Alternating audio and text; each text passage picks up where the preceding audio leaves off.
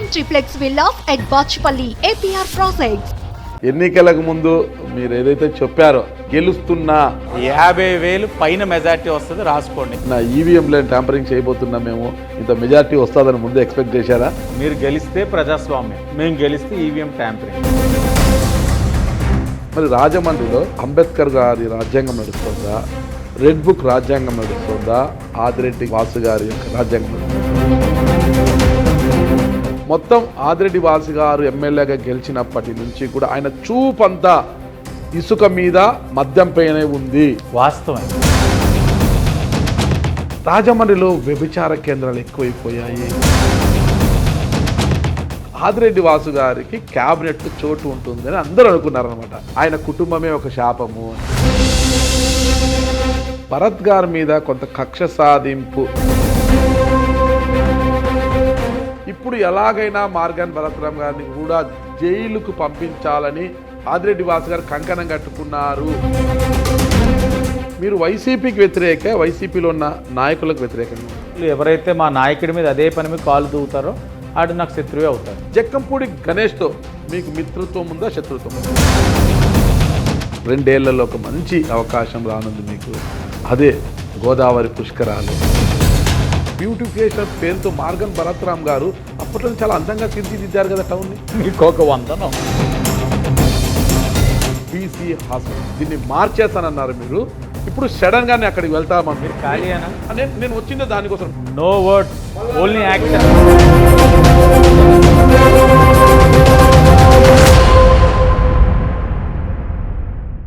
Welcome to Suman TV. నేను మీ నాగరాజ్ బైర్శెట్టిని. ఈరోజు మన అతిథి Rajahmundry urban MLA Adireddy Srinivas alias Adireddy Vasu గారు మనతో ఉన్నారు. ఈరోజు ఈ ప్రోగ్రామ్ మనకు స్పాన్సర్ చేస్తుంది ఎకో తేజాస్ విద్యుత్ వాహనాల సంస్థ. నమస్తే ఎమ్మెల్యే గారు. నమస్తే. ఎన్నికలకు ముందు మీరు ఏదైతే చెప్పారో గెలుస్తున్నా, 50,000 మెజార్టీతో గెలుస్తున్నా అని గట్టిగా చెప్పారు, బలంగా చెప్పారు. అనుకున్న మేరకు విజయం సాధించారు. చెప్పిన మెజార్టీనే వచ్చింది. ఎలా చెప్పగలిగారు అంత గట్టిగా? నా ఈవీఎంలో ట్యాంపరింగ్ చేయబోతున్నాం, మేము ఇంత మెజార్టీ వస్తుందని ముందు ఎక్స్పెక్ట్ చేశారా? ఏంటన్నా వైసీపీ వాళ్ళు మాట్లాడినట్లు కనబడ్డారు ఒక్కసారి. లేదు, అందుకే ఆహ్వానం నుంచి వస్తున్నా. వాళ్ళు తొలి నుంచి అదే ఆరోపిస్తున్నారు. మీరు గెలిస్తే ప్రజాస్వామ్యం, ఓకే, మేము గెలిస్తే ఈవీఎం ట్యాంపరింగ్. ఇదే విధానం అన్నా. నేను ఒకటే అడుగుతాను, మేము గెలిచాము, దాంట్లో 11 మంది వాళ్ళు ఉన్నారు, జగన్మోహన్ రెడ్డే ఉన్నారు అంటే ఈవీఎం ట్యాంపరింగ్ జగన్మోహన్ రెడ్డి కూడా నెగ్గాడని చెప్పేది వైసీపీ వాళ్ళు చెప్పేది. అది ట్యాంపరింగ్ అన్నది సాధ్యం కాదని అనేక సందర్భాల్లో నిపుణుల ద్వారా పర్యవేక్షించి కూడా చెప్పడం జరిగింది. ఓటమిని వీళ్ళు అంగీకరించాలి. మీరు ఎందుకు ఓడిపోయారనేది వారు అంగీకరించాలి. అంగీకరించకుండా, ఆత్మ పరిశీలన చేసుకోకుండా, తప్పులు సరి చేసుకోకుండా ఇంకా మీరు ఈవీఎం అంటే సంతోషం. మీరు ఏం మాట్లాడితే మాట్లాడాలి. ఒకటే కామెంట్ చేస్తున్నారు, 11 మంది గెలిచిన టీడీపీ కూటమి వచ్చేసి ఒక కట్ ఆఫ్ మెజార్టీ పెట్టింది, అది దాటిన వారు విజయం సాధించారు. అంటే గెలిచిన 11 మంది మీరు పెట్టిన కట్ ఆఫ్ మెజార్టీ దాటి ఉన్నారు కాబట్టి వాళ్ళు గెలిచారు. దానికన్నా తక్కువ ఉన్న వారంతా ఓడిపోయారు. మహారాష్ట్ర ఎన్నికలే దీనికి నిదర్శనము అని ఈ రోజుకి వాళ్ళు వాదిస్తున్నారు. మరి మీరేమంటారు? గతంలో ఏదో చేసిన అనుభవంలాగా, గతంలో ఉన్న జ్ఞాపకాలలాగా, అదేదో వీళ్ళు ఇంతకుముందు చేసి ఇదే విధంగా ఇప్పుడు వీళ్ళు చేసేసారనే మైకులు ఉన్నారేమో కానీ ఇది ప్రజలు ఇచ్చిన తీర్పు. ప్రజలు వాళ్ళు వద్దనుకున్నారు. నేను మీకు ఎన్నికల ముందే చెప్పా, 50,000 పైనే మెజార్టీ వస్తుంది, లేకపోతే రాజకీయాల నుంచి తప్పుకుంటానన్న. ఏంటి ఆ విశ్వాసం అంటే ప్రజలు, మేము చేసిన పనులు, వారు మాతోటి మాట్లాడే విధానం కానీ, వాళ్ళ స్పందన కానీ, వాళ్ళ పల్స్ కానీ మేము అన్నీ కూడా చూసినట్టు మాకు అర్థమైంది. ఈ ప్రభుత్వాన్ని వద్దనుకుంటున్నారు, ఈ పార్టీ వద్దనుకుంటున్నారు, మరి ముఖ్యంగా మా కొద్దిగా ఇక్కడ ఈ నాయకులు వద్దనుకుంటున్నారు. మా ఏరియాలో పార్టీ ప్రభుత్వంతో పాటు మాకు ఇక్కడ కొంతమంది వ్యక్తులను వద్దనుకుంటున్నారు. అది వద్దనుకున్న విధానం మాకు అర్థమైంది కాబట్టి బలంగా మేము ఇంత మెజార్టీతోటి నెగ్గగలమన్న విశ్వాసం మాకుంది. వాళ్ళు ఏంటి ఎందుకు వద్దనుకుంటున్నారు? ఈ ప్రాంతం మనకి బలంగా ఒక బలహీన వర్గాలు, బహుజనులు ఎక్కువ ఉన్న ప్రాంతం. ట్రెడిషనల్గా వైఎస్ఆర్సీపీకి స్ట్రాంగ్ ఓటుగా భావించే ఓటర్స్ కూడా ఎందుకు వద్దనుకుంటున్నారని ఈ రోజు దాకా ఏదైనా సరే అనలైజ్ చేసుకోగలిగారా? ఏదైనా కనీసం వెళ్ళి ఫీల్డ్ ఇన్వెస్టిగేషన్ చేసుకోగలిగారా? ఇక్కడ వీళ్ళంతా కూడా బహుజనులు ఉంటారు, పార్టీకి ఎప్పుడు కూడా బహుజనులు మా బలం అనే వైఎస్ఆర్సీపీ కూడా కాదు, చేసుకోలేకపోయారు. ఏమీ చేయలేదు. చేయకపోగా ప్రజల దగ్గరికి ఇంకా వెళ్ళి ఈవీఎం అంటే నమ్మే పరిస్థితిలో ఉన్నారా? ఓటేసిన ప్రజలకు తెలుసు కదా ఎవరికి వేసారో. వాళ్ళు నవ్వుకుంటున్నారు, మేము నవ్వడం వదిలేయండి, వాళ్ళు నవ్వుతున్నారు, ప్రజలు నవ్వుతున్నారు ఈవీఎం అంటా ఉంటే. ఇప్పుడు అదే ఢిల్లీ ఎన్నికలే దీనికి ఒక నిదర్శనంగా నిలవబోతుంది. ఎందుకంటే ఢిల్లీ దేశాన్ని శాసిస్తున్న మోడీ ఢిల్లీ పైన పెత్తనం చెలాయించలేకపోతున్నారు. ఈసారి ఢిల్లీ ఎన్నికల్లో బీజేపీ గెలిస్తే ఖచ్చితంగా ఈవీఎం, బీజేపీ గెలవకపోతే ఈవీఎంల ట్యాంపరింగ్ లేదు అని అలా చెప్పగలుగుతామన్నా. ఇప్పటికే ఆమ్ ఆద్మీ పార్టీ అన్నది నాకు తెలిసి 2 సార్లు ఉన్నట్లున్నారు. నెగ్గుతూ వచ్చారంటే గ్యారంటీగా యాంటీ ఇన్కంబెన్సీ అనేది ఉంటుంది. నెక్స్ట్ నరేంద్ర మోడీ గారు పరిపాలన చూస్తా ఉన్నాం. ఆయన ప్రధానమంత్రిగా ఆయన భారతదేశాన్ని ఎంత గొప్పగా పరిపాలిస్తూ ఉన్నాడు, ప్రపంచ దేశాలతోటి భారతదేశాన్ని ఎలా పోటీ పడే విధంగా తీసుకెళ్తా ఉన్నాడు, ఈ డిజిటల్ రెవల్యూషన్ ఇవన్నీ కూడా ఏ విధంగా జరుగుతూ ఉన్నాయన్నది ప్రజలందరూ గమనిస్తూ ఉన్నారు. గమనించినప్పుడు మార్పు కోరుకోవచ్చు. యాంటీ ఇన్కంబెన్సీ అనేది స్వతహాగా వస్తుంది. ఇప్పుడు దాన్ని కూడా మీరు మలిచేసి ఇది ఈవీఎం అంటే ఎలాగా? ఏదైనా ప్రజాస్వామ్యంలోని ఒకటి ప్రజలు, న్యాయ నిర్ణేతలు, ఇంకోటి ఎంత టెక్నాలజికల్గా మనం అప్గ్రేడ్ అయినా ఈవీఎంని ట్యాంపర్ చేసే పరిస్థితులు లేవన్నది అదే పని మీద నిపుణులు చెప్తా ఉన్నా ఏదో అంటే మన ఓటమిని అంగీకరించలేనప్పుడు సాకులు ఎత్తుక్కుంటాం. ఆ సాకుల్లో ఇది చాలా కంఫర్టబుల్గా ఉంది, ఈవీఎం అని సరిపోతా ఉంది. సో ఈ విషయం పక్కన పెడితే ఒక్కసారి ఎన్నికలకు ముందు మనం గమనిస్తే జగదీశ్వరి చిట్స్ దాని మీద కేసులు బనాయించి మిమ్మల్ని జైలుకు పంపించారు, చాలా బాధలకు గురి చేశారు. ఆదిరెడ్డి కుటుంబం వైసీపీలకు రాకపోతే మూసేస్తాం, ఇక మొత్తం మూసేస్తామని బెదిరించారు. బెదరలేదు, జైలుకు వెళ్ళారు, జైలు జీవితం అనిపించి మళ్ళా వచ్చారు బయటికి. మీరు వచ్చి రాగానే చంద్రబాబు నాయుడు గారిని కూడా స్కిల్ డెవలప్మెంట్ కేసులో ఆయనని ఇక్కడే ఇదే రాజమండ్రి జైల్లో పెట్టారు 53 రోజుల పాటు.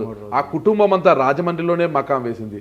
మీ బాధలు మీరు మర్చిపోయే లోపే చంద్రబాబు గారు చంద్రబాబు జైల్లో పెట్టడం, ఆ కుటుంబం అంతా ఇక్కడే ఉండడం, లోకేష్ గారు, భువనేశ్వరి గారు కావచ్చు, వీళ్ళందరూ కూడా. అప్పుడు ఎలా ఉండింది అసలు మీ యొక్క పరిస్థితి ఎలా ఉండింది? నిన్న రాజమండ్రిలో ముగ్గులు పోటీలు నిర్వహిస్తా ఉన్నాను. నేను ప్రతిపక్షంలో ఉన్నప్పుడు ముగ్గులు పోటీలు నిర్వహించాను. ఇప్పుడు అధికారంలో వచ్చిన తర్వాత కొనసాగిస్తా ఉన్నాను. ఎందుకంటే అధికారంలోకి వచ్చిన తర్వాత మన కొన్ని సాంప్రదాయాల్ని కొనసాగించాలి, అధికారం వదిలేయకూడదు, మర్చిపోకూడదు. నిన్న ఒక ప్రాంతంకి వెళ్ళినప్పుడు అక్కడ ప్రజలు గుర్తు చేశారు వినాయక చవితి నాడు విఘ్నాలు తొలగిపోవాలి, నా భర్తకి బెయిల్ రావాలని భువనేశ్వరి గారు ఏదో ఒక గుడికి వెళ్దామా వాసు అని అడిగారు. అంటే బాగా ప్రసిద్ధిగాంచిన గుడి విఘ్నేశ్వర గుడి. ఆ గుడికి వెళ్దామని 10ంటికి మేము ఆ గుడికి వెళ్తామని డిపార్ట్మెంట్కి ఇంటిమేట్ చేయాలి కాబట్టి పోలీస్ డిపార్ట్మెంట్కి ఇంటిమేట్ చేసాం. ముందు రోజు రాత్రి 9ంటికో 10ంటికో ఫిక్స్ చేసాం ప్రోగ్రామ్. మీరు నమ్మరు, రాత్రి 10 తర్వాత వైసీపీ వాళ్ళు సర్క్యులేట్ చేసుకున్నారు మెసేజెస్. మనం రేపు 9:30కి వైఎస్ఆర్సీపీ రాజమండ్రి సిటీ నాయకులు కార్యకర్తలు అందరూ కూడా ఆ గుడికి రండి, మొదటి దర్శనం మనకు అవ్వాలి అని. నాకు నైటే దర్శనంలో కూడా నాకు నైటే మెసేజ్ వచ్చింది. నేను చూసాను, పోలీస్ వారికి చెప్తే డిఎస్పీ గారు వీళ్ళందరూ స్వతహాగా అప్పుడు ఉన్న ఒత్తిడి రీత్యా లేదు సార్ మీరు కొద్దిగా డిలే చేసుకోండి అని అంటే, నేను మా వాళ్ళకి అక్కడ అదే భువనేశ్వరి గారి యొక్క సిఎస్ఓ గారిని అడగగా వారు వెంటనే సార్ ఇక్కడ మనం పోటీ పడాల్సిన అవసరం ఏముంది, వాళ్ళ దర్శనం అయిపోనే ఉండే మనం వెళ్ళి దేవుడికి మనం నమస్కరించుకొని మన బాధలు చెప్పుకోవడమే కదా, ఒక అరగంట లేట్ అయితే ఏంటి అని అన్నారు. మేము 10ంటిది కాస్త 10:30కి వెళ్ళాము. 10:30కి వెళ్తే 200-300 మంది పోలీసులు, ఆవిడి నేను, దాని తర్వాత కొంతమంది మా నాయకులు వచ్చారు, మేము ఒక 30-40 మంది ఉన్నాం.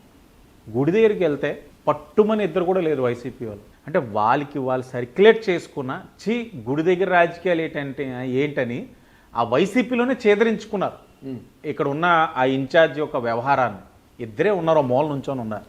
పోలీసు అని అడిగాను, నాకు వైసీపీ వాళ్ళు చాలా ఎక్కువ మంది కనబడుతున్నారంటే పోలీసు వాళ్ళు వచ్చి అదేంటి సార్ వాళ్ళు ఇద్దరే ఉన్నారు సార్, 1:30 నుంచి చూస్తున్నా ఎవరైనా వస్తారంటే ఇద్దరే కనబడుతున్నారు. లేదు చాలా ఎక్కువ మంది కనబడుతున్నారు. ఎవరు సార్? పోలీసులేనండి అని. మీరేనండి, వైసీపీ వాళ్ళు కనబడట్లేదు, నాకు మీరే కనబడుతున్నారు వైసీపీ వాళ్ళ కింద. ఇద్దరు ఉన్నప్పుడు మీరు ఆవిడని పాపం కారులో 20 నిమిషాల నుంచి ఉంచారు, దేవుడికి దండం పెట్టుకోవడానికి వచ్చారు అంటే అలాంటి ఇబ్బందులు అనేకం పెట్టారండి ఆవిడని. గాంధీ జయంతి నాడా లేకపోతే నాకు సందర్భం గుర్తు రావట్లేదు కానీ గాంధీ గారిని కూడా ఆవిడ గాంధీ జయంతి అనుకుంటున్నానండి, ఆయనకి నివాళులు అర్పించడానికి వెళ్దాం అనుకుంటే మేము ఏదైతే సెంటర్లో గాంధీ గారికి నివాళులు అర్పించుకుందామని వెళ్తా ఉన్నామో అదే సెంటర్ పెడతారు కార్యక్రమం. సత్యమేవ జయతే, సత్యమేవ జయతే కార్యక్రమం రాజమండ్రి సీట్లు మొట్టమొదటి రాజకీయ కార్యక్రమం ఆవిడది. నేనే ఆర్గనైజ్ చేశానండి. అది పెద్దలందరి యొక్క సమక్షంలో సహకారంతో నేను చేశాను. అదే రోజు డ్వాక్రా గ్రూపుల మీటింగ్. డ్వాక్రా గ్రూపుల ఆరోగ్యం ఎలా ఉందంట మెడికల్ టెస్టులు చేసి వాళ్ళందరూ రూమ్లో ఉంచి తాళం వేసేసి వాళ్ళకి బీపీ షుగర్లు అన్ని టెస్టులు చేస్తున్నారు. 20,000 మందితో చేసాం కార్యక్రమం. ఆగేరా అంటే ఆవిడ నోరు తెరిచి ఏది చెప్పుకోలేదు, కానీ చెప్పలేని విధంగా ఆవిడని మానసికంగా ఇబ్బంది పెట్టారు. ఆవిడ్ని పరామర్శించడానికి వస్తున్నారు, రాష్ట్రం నలుమూల నుంచి వస్తారు. అమ్మ బాబు గారు బాగానే ఉన్నారు కదా, మీరు ధైర్యంగా ఉండండి అమ్మా, మేము ఉన్నాం అంటారు. అంతేనే కదండి, దాని మించి ఇంకేం మాట్లాడరు. ఈ మాట చెప్పడానికి కూడా ఆవిడున్న క్యాంప్ సైట్ దగ్గర రానిచ్చేవారు కాదు పోలీసు వారు. ఎక్కడికక్కడ రోడ్ కమ్ రైల్వే బ్రిడ్జ్ దగ్గర ఒక గేటు, కంబల్జరీ దగ్గర ఒక గేటు, వచ్చే వాళ్ళందరినీ ఆపేయడం. ఎన్ని విధాలుగా వాళ్ళని ఇబ్బంది పెట్టాలో, ఎన్ని విధాలుగా వాళ్ళని మానసికంగా కృంగిపోయేటట్లు చేయాలి అన్నీ చేసినా నిజంగా ఆవిడ స్ట్రాంగ్ ఉమెన్. ఐరన్ లేడీ అని అంటారు చూడండి, ఆవిడే. చాలా ధైర్యంగా నిలతొక్కుని ఒకనొక సందర్భంలోనే మాకు ధైర్యం నింపేవారు, మాకు కొన్ని సూచనలు ఇచ్చేవారు. ఇనీషియల్గా ఎవరికైనా ఉంటుంది కాస్త, ఇనీషియల్గా ఆ డిస్టర్బెన్స్ ఉంటుంది. తర్వాత మాత్రం ఆవిడ ఓవర్కమ్ అయి, లేదు బాధ్యత ఉంది, కోట్లాది తెలుగు సైనికులు ఆవేదన చెందుతూ ఉన్నారు, వాళ్ళ ఆత్మస్థైర్యం కోల్పోకూడదంటే కుటుంబం ధైర్యంగా ఉండాలని ఆవిడ కానీ లోకేష్ గారు కానీ బ్రాహ్మణి గారు కానీ వ్యవహరించిన విధానం చాలా స్ఫూర్తిదాయకం. వాళ్ళు రియల్ ఫైటర్స్లా ఫైట్ చేశారు. వాళ్ళేమీ మమ్మల్ని మా ప్రభుత్వం ఇలా చేసేసింది, అయ్యో మాకు ఇంత అన్యాయం అయిపోయిందని బార్మన్ రోడ్ల మీద కూర్చొని ఏమి నిరసనలు చేయలేచేలా. వాళ్ళు ఏం చేయాలో అది చేశారు, ప్రజల్లోకి వెళ్ళారు. సత్యమేవ జయతే, నిజం గెలవాలి. ఏం జరిగింది ఈ రోజున, ఒక వ్యక్తి ఎంతటి గొప్ప వ్యక్తి, ఒక విజనరీ లీడర్కి ఇలా జరిగింది, వాళ్ళ కుటుంబ సభ్యులకి ఇలా జరిగింది, రేపు సామాన్యులకి ఎందుకు జరగదు? ఆవిడ ప్రశ్నించడం మొదలుపెట్టారు. చాలా దారుణంగా ఇబ్బంది పెట్టారండి. జస్ట్ నేను శాంపిల్కి 2-3 ఇన్సిడెంట్స్ నాకు స్ట్రైక్ అయ్యి చెప్పాను. ఆలోచించుకుంటూ వెళ్తే ఇలాంటి వందలాదిగా ఉన్నాయి అవమానాలు, వందలాదిగా. మరి ఇన్ని అవమానాలు పడి, ఇన్ని బాధలు పడి మీరు అధికారంలోకి వచ్చారు, మీ పార్టీ అధికారంలోకి వచ్చింది, మీరు ఎమ్మెల్యేకి గెలిచారు, అనుకున్న మెజార్టీని దాటిపోయారు మీరు. మరి ఇప్పుడు ప్రస్తుతం రాజమండ్రిలో ఇంత ఇబ్బందులు పడి వచ్చారు కదా, మరి రాజమండ్రిలో అంబేద్కర్ గారి రాజ్యాంగం నడుస్తోందా, రెడ్ బుక్ రాజ్యాంగం నడుస్తోందా, ఆదిరెడ్డి వాసు గారి యొక్క రాజ్యాంగం నడుస్తోందా? డాక్టర్ బిఆర్ అంబేద్కర్ గారి రాజ్యాంగం నడుస్తూ ఉంది. ఓకే, మీ భద్రత మా బాధ్యత ద్వారా మహిళలందరినీ చైతన్యవంతుల్ని చేసి మహిళలందరినీ కూడా ఈ రోజున సురక్షితంగా ఈ నగరంలో ఉంచేందుకు చేయవలసిన కృషి అంతా చేస్తూ ఉన్నాం. రెడ్ బుక్ అనేది లేదు, గుడ్ బుక్ కింద మార్చాం. రెడ్ బుక్ నేను మరలా చెప్తా ఉన్నాను, కక్షలు సాధించుకోవడానికి రెడ్ బుక్ అనేది రచించలే. రెడ్ బుక్లు ఎవరైతే పేర్లు ఉన్నాయో రూల్ ఆఫ్ లా అనేది ఉంటుంది, దాన్ని అధిగమించిన వ్యక్తుల గురించే రెడ్ బుక్ అనేది ఉంది. కానీ వీళ్ళు పదే red book red book red book అని నిద్రపోతున్నాడు కూడా రెడ్ బుక్నే నామస్మరణం చేస్తూ ఉన్నారు. Red book is good book. కేవలం ఎవరైతే తప్పు చేస్తున్నారో వారే ఇబ్బందులు పడతారు. జగన్మోహన్ రెడ్డి గారు ఢిల్లీ వెళ్ళి అక్కడ ప్రెస్ మీట్ పెట్టినప్పుడు కూడా చెప్పారు కదా, లోకేష్ గారు ఒక రెడ్ బుక్ రాజ్యాంగం పెట్టుకుని, రెడ్ బుక్ పెట్టుకుని దాంట్లో ఉన్న మేరకు మొత్తం వర్క్ నడుస్తుందని. ఆ భయం అన్నది దాటేశారు, నెక్స్ట్ లెవెల్కి వెళ్ళిపోయారు. ఆయన భయం, ఆయన చేసినవన్నీ ఆయనకి గుర్తొస్తున్నట్లు ఉన్నాయి. రెడ్ బుక్లో దాని గురించి లేదన్న విషయం వివేకానంద రెడ్డి గారి మొదలుకొని ఇంకా అనేకమైన అంశాలన్నీ కూడా ఆయన మైండ్లో రొటేట్ అవుతున్నాయేమో, అవన్నీ కూడా రెడ్ బుక్లో ఉన్నాయేమో అనుకొని ఆయనే చెప్పేస్తున్నారు. నేను అది చేశాను, ఇది కూడా రెడ్ బుక్లో ఉంది, నేను ఇది చేశాను, ఇది రెడ్ బుక్లో ఉంది, కాబట్టి రెడ్ బుక్ యాక్షన్లోకి వెళ్తే నా పరిస్థితి ఏంటని అనుకుంటా ఉన్నారు. కానీ 6 నెలలు అయింది, ఎక్కడైనా కక్ష సాధింపులు ఉన్నాయా? ఇంకా చెప్పాలనంటే కొన్ని ప్రాంతాలు ఇంకా వైసీపీ వాళ్ళే దాడి చేస్తున్నారు, ఇంకా వైసీపీ వాళ్ళే శృతి మించి ప్రవర్తిస్తూ ఉన్నారు. వాస్తవ పరిస్థితి. మా వాళ్ళందరినీ కూడా ఎక్కడికక్కడ సమయం పాటించమని చెప్తా ఉన్నారు.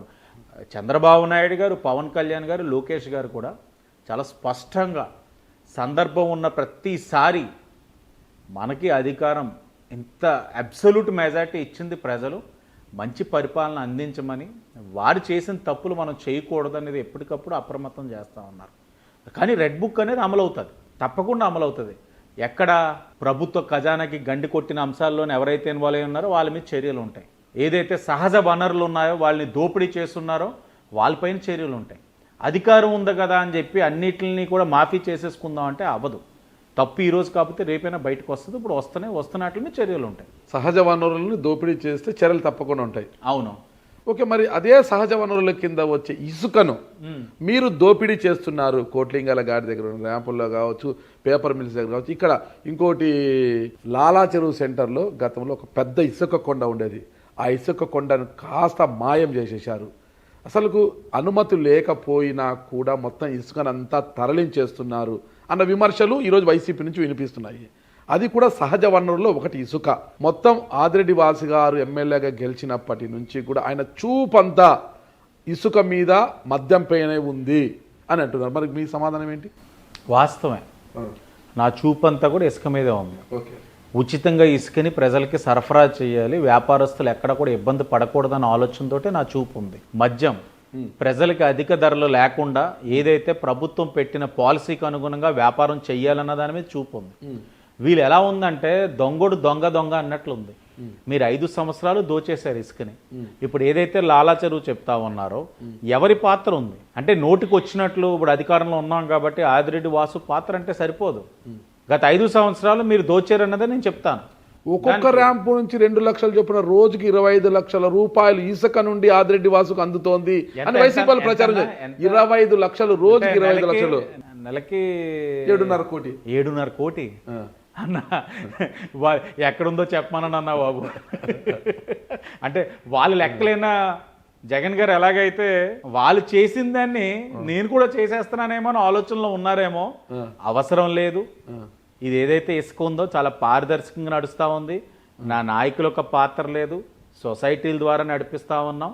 సొసైటీలో ఎవరైనా తప్పు చేస్తే నేనే గౌరవ కలెక్టర్ గారికి ఫోన్ చేసి వీళ్ళు తప్పు చేస్తున్నారు ఆపండి అని కూడా చెప్తా ఉన్నాను. గత 10 రోజుల్లో కోట్లింగాల రేవులో కొన్ని సొసైటీలు కూడా ఆపించాను కలెక్టర్ గారికి చెప్పి. మరి ఏ తప్పు చేశారని కొన్ని సంవత్సరాలుగా నిర్వహిస్తున్న శ్రీ వెంకటేశ్వర శాండ్ సొసైటీ వారిని రద్దు చేయించి మీ అనుచరులు కట్టబెట్టాలని చూస్తున్నారంట. వెంకటేశ్వర శాండ్ సొసైటీ ల్యాండ్ ఓనర్కి సమస్య ఉంది. ఈ వెంకటేశ్వర శాండ్ సొసైటీ వారు మీరే కాదన్న రాష్ట్రంలో అందరినీ టచ్ చేసేసారు. టచ్ చేశారు కాబట్టి నేను చెప్పగలుగుతున్నాను, లేకపోతే వాళ్ళు ఎవరో నేను అడుగుతున్నామో. అందరినీ టచ్ చేసేసారు. వాళ్ళకి ఇప్పుడు ఓనర్స్తో అగ్రిమెంట్ లేదు. ఎంత డీటెయిల్డ్గా అంటే ఏంటి విషయం అని చెప్పి నేను కూడా సబ్జెక్ట్ తెలుసుకున్నాను. వాళ్ళకి 100 మీటర్లు ఇస్తే కోటికి 200 మీటర్ల మీద వెళ్ళి స్టే తెచ్చేసుకున్నారు. కానీ మీకు అగ్రిమెంట్ 100 మీటర్ల మీద ఉంటే నీకు కోర్టు స్టే వస్తుంది. పక్క సైట్ కూడా అగ్రిమెంట్ లేకపోయినా కోర్టు స్టే ఇచ్చేసింది. కానీ ప్రస్తుతం కలెక్టర్ గారు అనుమతులు ఉన్నాయంట కదా వాళ్ళకి? ఏమీ లేవండి. ఇప్పుడు మీకు అనుమతులు ఉన్నా ల్యాండ్ ఓనర్ అగ్రిమెంట్ అవ్వాలి కదా మీకు. ఎవరైతే లేడీ ఉన్నారు కాతేరులో ఉంటారు ఆవిడ లేడీ, ఆవిడ కూడా అందరు లీడర్స్ దగ్గరికి వెళ్ళిపోయారు. ఆవిడ నేను ఎవరికైనా ఇస్తాను కానీ ఈ సొసైటీ వాళ్ళకి ఇవ్వను అని అంటున్నావన. వెంకటేశ్వర ఏదంటే శాండ్ సొసైటీ నగరంలో మా జనసేన నాయకులు చెప్పారు, మా టీడీపీ నాయకులు చెప్పారు, మా బీజేపీ నాయకులు చెప్పారు. ఆఖరికి ఈ పరిస్థితి వచ్చి వీళ్ళందరూ కూడా అన్యాయం అవుతున్నారని చెప్పి ఆ ఓనర్ ఎవరని చెప్పి నేను ఆ ఓనర్ని కూడా సంప్రదించి అమ్మ ఏంటి వాళ్ళకి సొసైటీ ఉంది కదా మీరు ఇవ్వచ్చు కదా అంటే నేను ఇవ్వనండి, ఇప్పుడు దాకా అయితే ఏదైతే అమౌంట్ ఉందో కోటికి కట్టేరాలు వాళ్ళ అగ్రిమెంట్ ల్యాప్స్ అయ్యింది, నేనైతే అగ్రిమెంట్ చేయను అని ఆవిడ అగ్రిమెంట్ చేయకుండా వెళ్తా ఉన్నారు. నేను మిమ్మల్ని అడుగుతున్నాను, ఆవిడ నెంబర్ మీకు షేర్ చేస్తాను, ఆవిడకి ఫోన్ చేసి మీరు ఎందుకు అగ్రిమెంట్ అవ్వట్లేదు వాళ్ళతో, మీ మీద ఎవరైనా ఒత్తిడి చేస్తూ ఉన్నారా?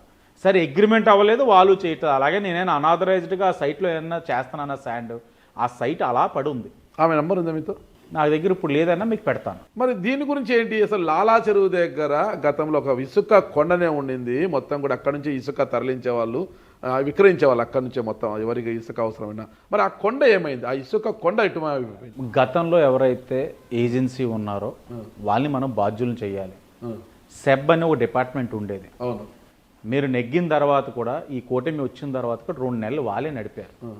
మీరు గమనించినట్లయితే ఆ సెబ్ వారి యొక్క పర్యవేక్షణలోనే ఇసుక కొండలన్నీ ఉన్నాయి. సెబ్ డిపార్ట్మెంట్ ఒక సహకారంతో గతంలో ఉన్న వైసీపీ వాళ్ళు పెంచి పోషించిన ఏజెన్సీ వాళ్ళు తరలిస్తా ఉన్నారని తెలిసి కలెక్టర్ గారికి చెప్పాను.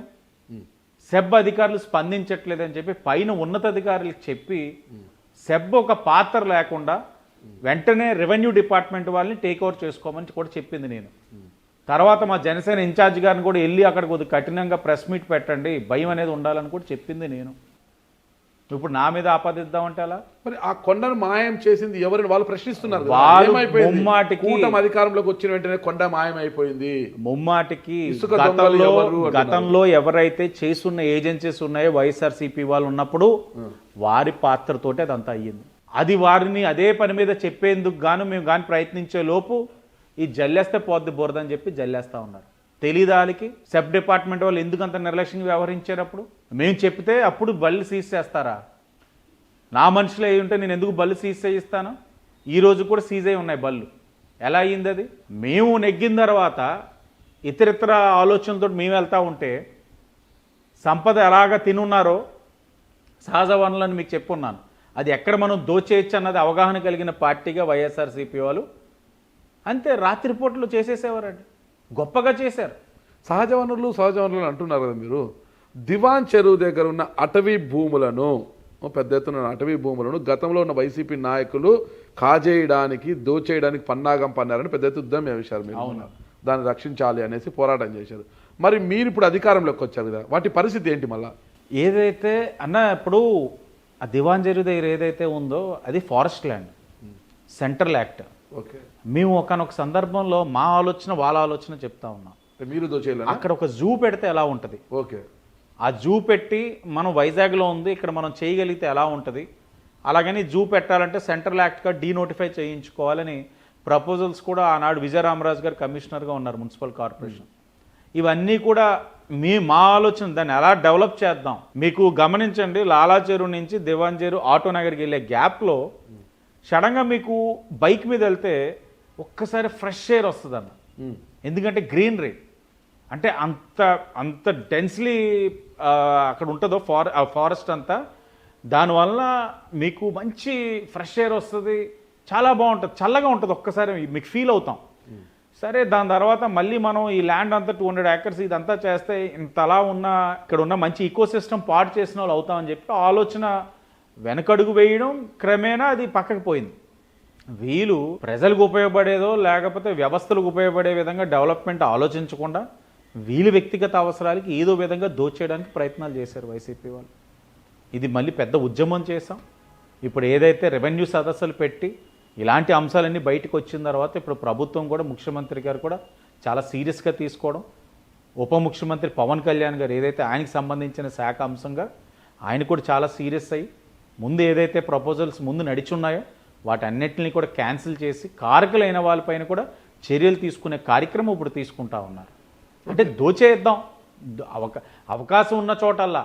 లేకపోతే రాజమహేంద్రవరం నడిబొడ్డున ఆర్ఎన్బి సైట్లో వాళ్ళు పార్టీ కార్యాలయం కడుతున్నట్లే మా ఎవరికీ తెలియదు.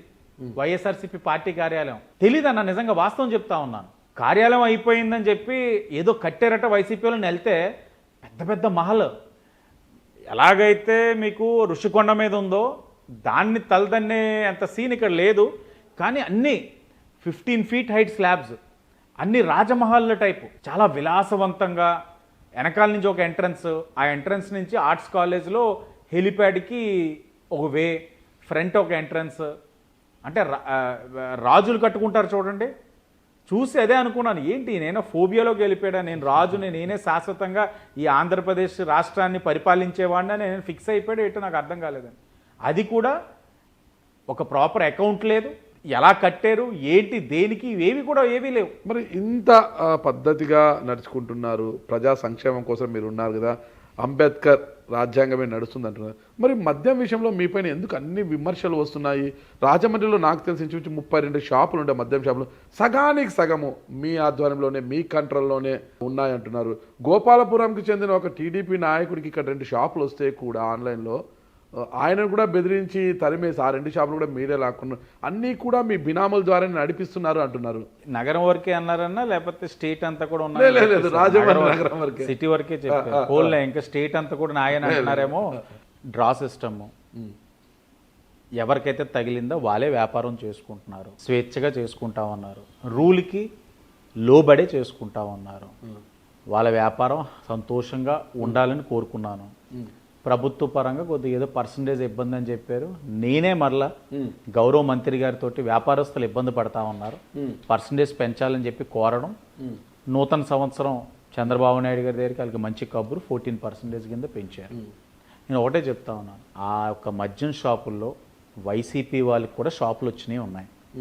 వైసీపీ పార్టీలోని ఇంతకుముందు కొంతమంది ప్రజాప్రతినిధులు వెనకాల తిరిగిన వారికి కూడా షాపులు వచ్చి ఉన్నాయి. మరి టీడీపీ అతను గోపాలపురం చెందిన టీడీపీ అతనికి 2 షాపులు వచ్చి తరిమేశారు అంటున్నారు. 2 షాపులు ఆయనే చేసుకుంటున్నారు.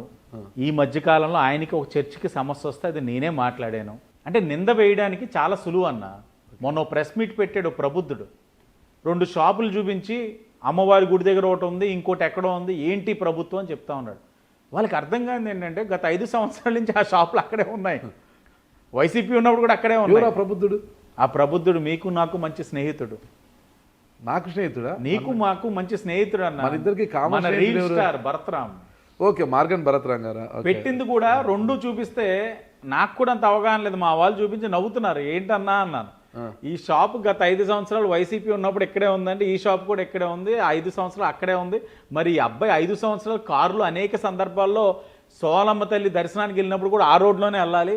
వెళ్ళినప్పుడు కారులో ఇప్పుడు మాకు అర్థమైంది ఏంటంటే కారులో ఉన్నంతసేపు జనాలు చూడడేమోనండి, రోడ్లు చూడడేమో, ఫోన్లో అయినా చూసుకుంటాడేమో, దానివల్ల చూడపోయి ఉండకపోవచ్చు అని. అంటే మాట్లాడే దాంట్లోని ఒక వాస్తవం అనేది ఉండాలి. ఈ షాపులు ఎవరికాలు వ్యాపారం చేసుకుంటున్నారు, చితికిపోయి ఉన్నారు. ఆ పార్టీ వాళ్ళు కూడా వచ్చిన వాళ్ళు ఉన్నారు. మరి ఇంకేంటి దౌర్జన్యం చేసేది? ఎన్ని డీడీలు పడ్డాయి చూడండి. రాజమండ్రి సిటీలో ఎంత పోటీతత్వం ఉందో. వ్యాపారస్తులు ఏదో విధంగా మంచి పోటీ పడి మంచిగా వ్యాపారం. ఇప్పుడు డ్రా కూడా మీరు ఎంత పారదర్శకంగా జరిగింది. డ్రా తగిలినోడు వచ్చాడు, వ్యాపారం చేసుకుంటున్నాడు, పెట్టుబడి పెట్టుకుంటున్నాడు, సంతోషంగా ఉన్నారు. వాళ్ళందరికీ ఒకటే చెప్పాను, మీరు ఏదైతే చంద్రబాబు నాయుడు గారు ఆలోచనకు అనుగుణంగా పెంచి రేటు అమ్మినా, బెల్ట్ షాపులు ఓపెన్ చేసినా ఇబ్బందులు ఉంటాయని చెప్పాను. గిట్టని వాళ్ళు ఏదో రూపంలో చెప్తారు. ఈ నెల సంపాదనలో దీన్ని కూడా మొన్న ఏదో మాట్లాడాడు, చెప్పాను. నిజంగా అంత ఇస్తున్నారని చెప్పి ఎక్కడైనా సరే నీకు కాస్త తెలిస్తే నాకు ఇవ్వకుండా ఇంకెవరికైనా ఇచ్చేస్తున్నారేమో చెప్పరా బాబు, మాట్లాడదాం వాళ్ళతో అని కూడా చెప్పాను. ఆ అబ్బాయికి ఏం అవసరం. దీనికి కొనసాగింపుగా ఒక ప్రశ్న, దానికి 2 అర్థాలు వస్తున్నాయి ఇక్కడ. ఎస్, అంటే ఇక్కడ మీరే ఒక ఎక్సైజ్ అధికారి అయిపోయి, ఎమ్మెల్యే కాస్త ఎక్సైజ్ అధికారి అయిపోయి సారా ప్యాకెట్లు, సారా కాచే ప్రాంతాల మీద దాడులు చేసి వాటితో ధ్వంసం చేసి సారా ప్యాకెట్లను కూడా పట్టించారు. ఇది ఒక ఎమ్మెల్యేగా మీ బాధ్యతగా మీరు చేశారు. ఎక్సైజ్ అధికారుల మీద కూడా చివాటి పెట్టారు, ఇంత జరుగుతున్నా ఏం చేస్తున్నారు, అసలుకి సారా ప్యాకెట్లు ఇక్కడ కొనసాగకూడదు, అసలుకి సారా అనేది కనిపించకూడదు అని ఉక్కుపాదం మోపారనేది ఒక ఇది ప్రజా సంక్షేమం కోసం. అవతల నుంచి వస్తున్న వాదన ఏంటి అంటే, ఆదిరెడ్డి వాసు గారికి మెజార్టీ షాపులు ఉన్నాయి కాబట్టి వారి మద్యానికి ఎక్కడ బొక్క పడుతుందో, మద్యం పొత్తు వచ్చే సారాయి చీప్గా దొరుకుతుంది కాబట్టి మద్యం లాస్కి అవుతుంది కాబట్టి, సారాయి దొరికే చోట మద్యం అంటే ఇబ్బంది అవుతుంది కాబట్టి కేవలం తన సంరక్షణకు తన షాపుల యొక్క వ్యాపారం కోసమే సారా ప్యాకెట్ని ధ్వంసం చేసిన అవతల వాళ్ళు మాట్లాడుతున్నారు. సరే, అవతల వాళ్ళు మాటలు పక్కన పెట్టేద్దాం అన్న. ఎందుకంటే వాళ్ళకి ఇంకా ఏది దొరికితే అది విమర్శించడం అన్నది వారి 5 సంవత్సరాలు చేయాల్సిన కార్యక్రమం. వాళ్ళు చేస్తారు, దానికి మనం సంజాయిషి ఇవ్వాల్సిన అవసరం లేదు. ఈ యొక్క సారా పైన ఉద్యమం నేను గత 3 సంవత్సరాలుగా చేస్తా ఉన్నాను. వారి అధికారంలో ఉన్నప్పుడు కూడా వైసీపీ చేస్తూనే ఉన్నాను. ఇంటింటికి స్టిక్కర్లు కూడా అంటించి ఎవరైనా సారా అమ్మితే నాకే చేయండి అని అనేవాడిని. కేవలం ఒకటే ఆలోచన, నా పార్టీలోనే ఎంతోమంది నాయకుల్ని మేము కోల్పోయాం. ఆ కుటుంబాలు రోడ్డున పడ్డాయి. ఆ పిల్లలకి ఏదో ఒక డీమార్ట్ ఒకటి ఏదో బిజినెస్ది ఒకటి సెంటర్ ఏదో ఓపెన్ అయితే డీమార్ట్ షాపింగ్ మాల్, దాంట్లో పిల్లలకి ఉద్యోగాలు కల్పించి, లేకపోతే వాళ్ళ తల్లులకి అంటే చనిపోయిన వారి భార్యకి ఉద్యోగాలు కల్పించి ఏదో ఒక విధంగా ఉపాధి కల్పిస్తూ ఉన్నాం. నా కళ్ళతో చూస్తున్నాను ఎంతమంది కోల్పోతా ఉన్నారో. మెయిన్ క్వారీ ప్రాంతమే అన్న ఇదంతా కూడా సారా వ్యాపారం. ఆ సారా వ్యాపారం ఉన్నప్పుడు గవర్నమెంట్ షాపులు ఏదైతే ఉన్నాయో వాళ్ళ వ్యాపారం వాళ్ళది నడుస్తూ ఉంది, ఇది కూడా నడుస్తూ ఉంది.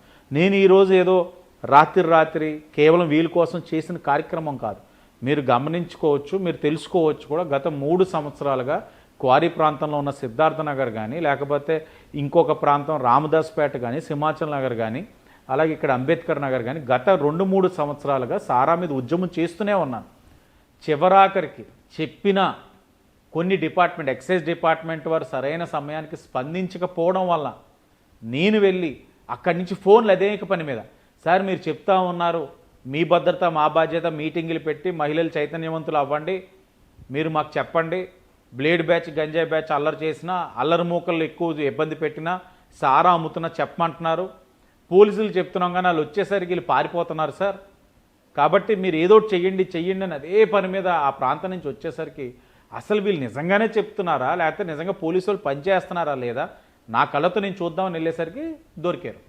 ఓకే, దొరికారు. ఆవిడ లైవ్లో మీరు అంతా చూడొచ్చు, కాలు మీద పడతా ఉంది, భర్త పోయి ఉన్నారు, అప్పు ఉంది, ఇది అమ్మేసి అప్పు తీర్చుకుంటాను అన్నీ చెప్తా ఉన్నారు. కానీ నేనైతే ప్రజలకి మోసం చేయలేనమ్మా, నమ్ముకున్న ప్రజలకి నేను న్యాయం చెయ్యాలి, దయించి క్షమించమ్మా, చట్టం దాని పని అది చేసుకుపోద్దని చెప్పాం. ఇది ఒక ఎగ్జాంపుల్. సిద్ధార్థ నగర్లో కూడా అదే పని మీద చెప్తా ఉన్నాం. ఇప్పుడు దీనికి బానిసైనవాడు ఇది తాగుతాడు, దానికి బానిసైనవాడు అది తాగుతాడు. ఒకటి ఇది ఎక్కువ అయిపోవడం వల్ల అది తగ్గదు, ఇది ఎక్కువ అయిపోవడం ఇది తగ్గదు. దేని బ్రాండ్ వాల్యూ దానికి ఉంటుంది అంతే. కానీ నాకు ఇక్కడ ఇది గత 5 సంవత్సరాలు కూడా స్పిరిట్ అమ్మేశారు. ఇప్పుడు నాణ్యత కలిగిన బ్రాండ్లని అమ్ముతున్నారు. సారా అన్నది ప్రజల ప్రాణాలను హరిస్తూ ఉంది. అది తెలిసి తెలియకుండా దాంట్లో మరి ఏం కలుపుతున్నారో తెలియదు. కానీ ఎడిక్ట్ కవర్లు, వేలాది కవర్లని ఎంత తాగుతున్నారో పాడు చేసుకొని చిన్న చిన్న వయసు 50 సంవత్సరాలకు అందరూ కూడా ప్రాణాలు కోల్పోతూ ఉన్నారు. అది నా బాధ్యత కింద నేను భావించి వెళ్ళాను. అధికారులు స్పందించారు, కేసులు కట్టారు. ఈ ఇన్సిడెంట్ చూసైనా సరే కొన్ని ప్రాంతాల్లో ఆపుతారన్నది నా తాలూకు ఆలోచన. నాటు సారా మీద ముక్కుపదం మోపారు మీరు. గాంజా అండ్ బ్లేడ్ బ్యాచ్ని కూడా అరికడతాను, గాంజా ఇక్కడ లేకోకుండా చేస్తాననేసి పెద్ద ఎత్తున మీరు ప్రచారం చేశారు. మీ భవిష్యత్ మీ భద్రత అనే ఒక కార్యక్రమాన్ని కూడా భుజానికి ఎత్తుకున్నారు. మరి ఎంతవరకు వచ్చింది అసలు? గాంజాని అరికట్టగలిగారా? బ్లేడ్ బ్యాచ్ని నియంత్రించగలిగారా? ఇప్పటికీ ప్రశాంతంగా ఉండే ఒక రాజమండ్రిని బ్లేడ్ బ్యాచ్తో, గాంజా బ్యాచ్తో ఒక అరాచక ప్రాంతంగా చేసేశారు కదా. ఇది ఒక భయానక ప్రాంతం. రాత్రి 8 అయిందంటే మహిళలు కావచ్చు, పురుషులు కావచ్చు, బయటికి రావడానికే భయపడతారు. ఎవరు గాంజా తాగి ఎవరు వాళ్ళ మీద అఘాత్యాలు చేస్తారు. బ్లేడ్ బ్యాచ్లు ఎక్కడ తమపై దాడి చేసి తమను గాయపరుస్తారో, తమను హతమారుస్తారనే ఒక భయానక వాతావరణం ఉంది. మరి ఇప్పుడంతా కూడా కూల్గా ఉన్నారు ప్రజలంతా అన్న. లాస్ట్ 6 monthsగా 5 yearsలో జరిగిన every year law and order statistics last 6 months తీసుకున్నాం. December 31st గౌరవ ఎస్పీ గారు ఇచ్చిన డేటా బట్టి ప్రెస్ మీట్ పెట్టున్నాను. Last 5 years law and order పరంగా వాళ్ళు ఎదుర్కొన్న సమస్యలు, బ్లేడ్ బ్యాచ్ కానీ, గంజాయి బ్యాచ్ కానీ, దొమ్మీలు కానీ, లేకపోతే థెఫ్ట్ కానీ, లేకపోతే ఇల్లుల్ని దోచేయడం కానీ, ఇవన్నీ కూడా 30 to 40% డౌన్ఫాల్ ఉంది 6 monthsలో.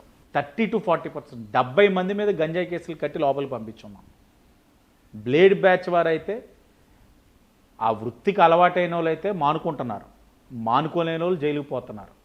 ఇంకా మానుకోలేక వదలలేక ఉన్నవారైతే ఇబ్బందులు పడతా ఉన్నారు. నేను డే 1 మీకు కూడా చెప్పాను, ఈ ప్రాసెస్లో నేను చేసే ఈ ప్రక్రియలో టీడీపీ, బీజేపీ, జనసేన వాళ్ళు ఉన్నా కూడా ఇదే చర్యలు ఉంటాయన్న నేను ఆ మాటకు కట్టుబడి అదే కార్యక్రమం చేస్తున్నాను. నేను ఈరోజు గర్వంగా ఉన్నాను.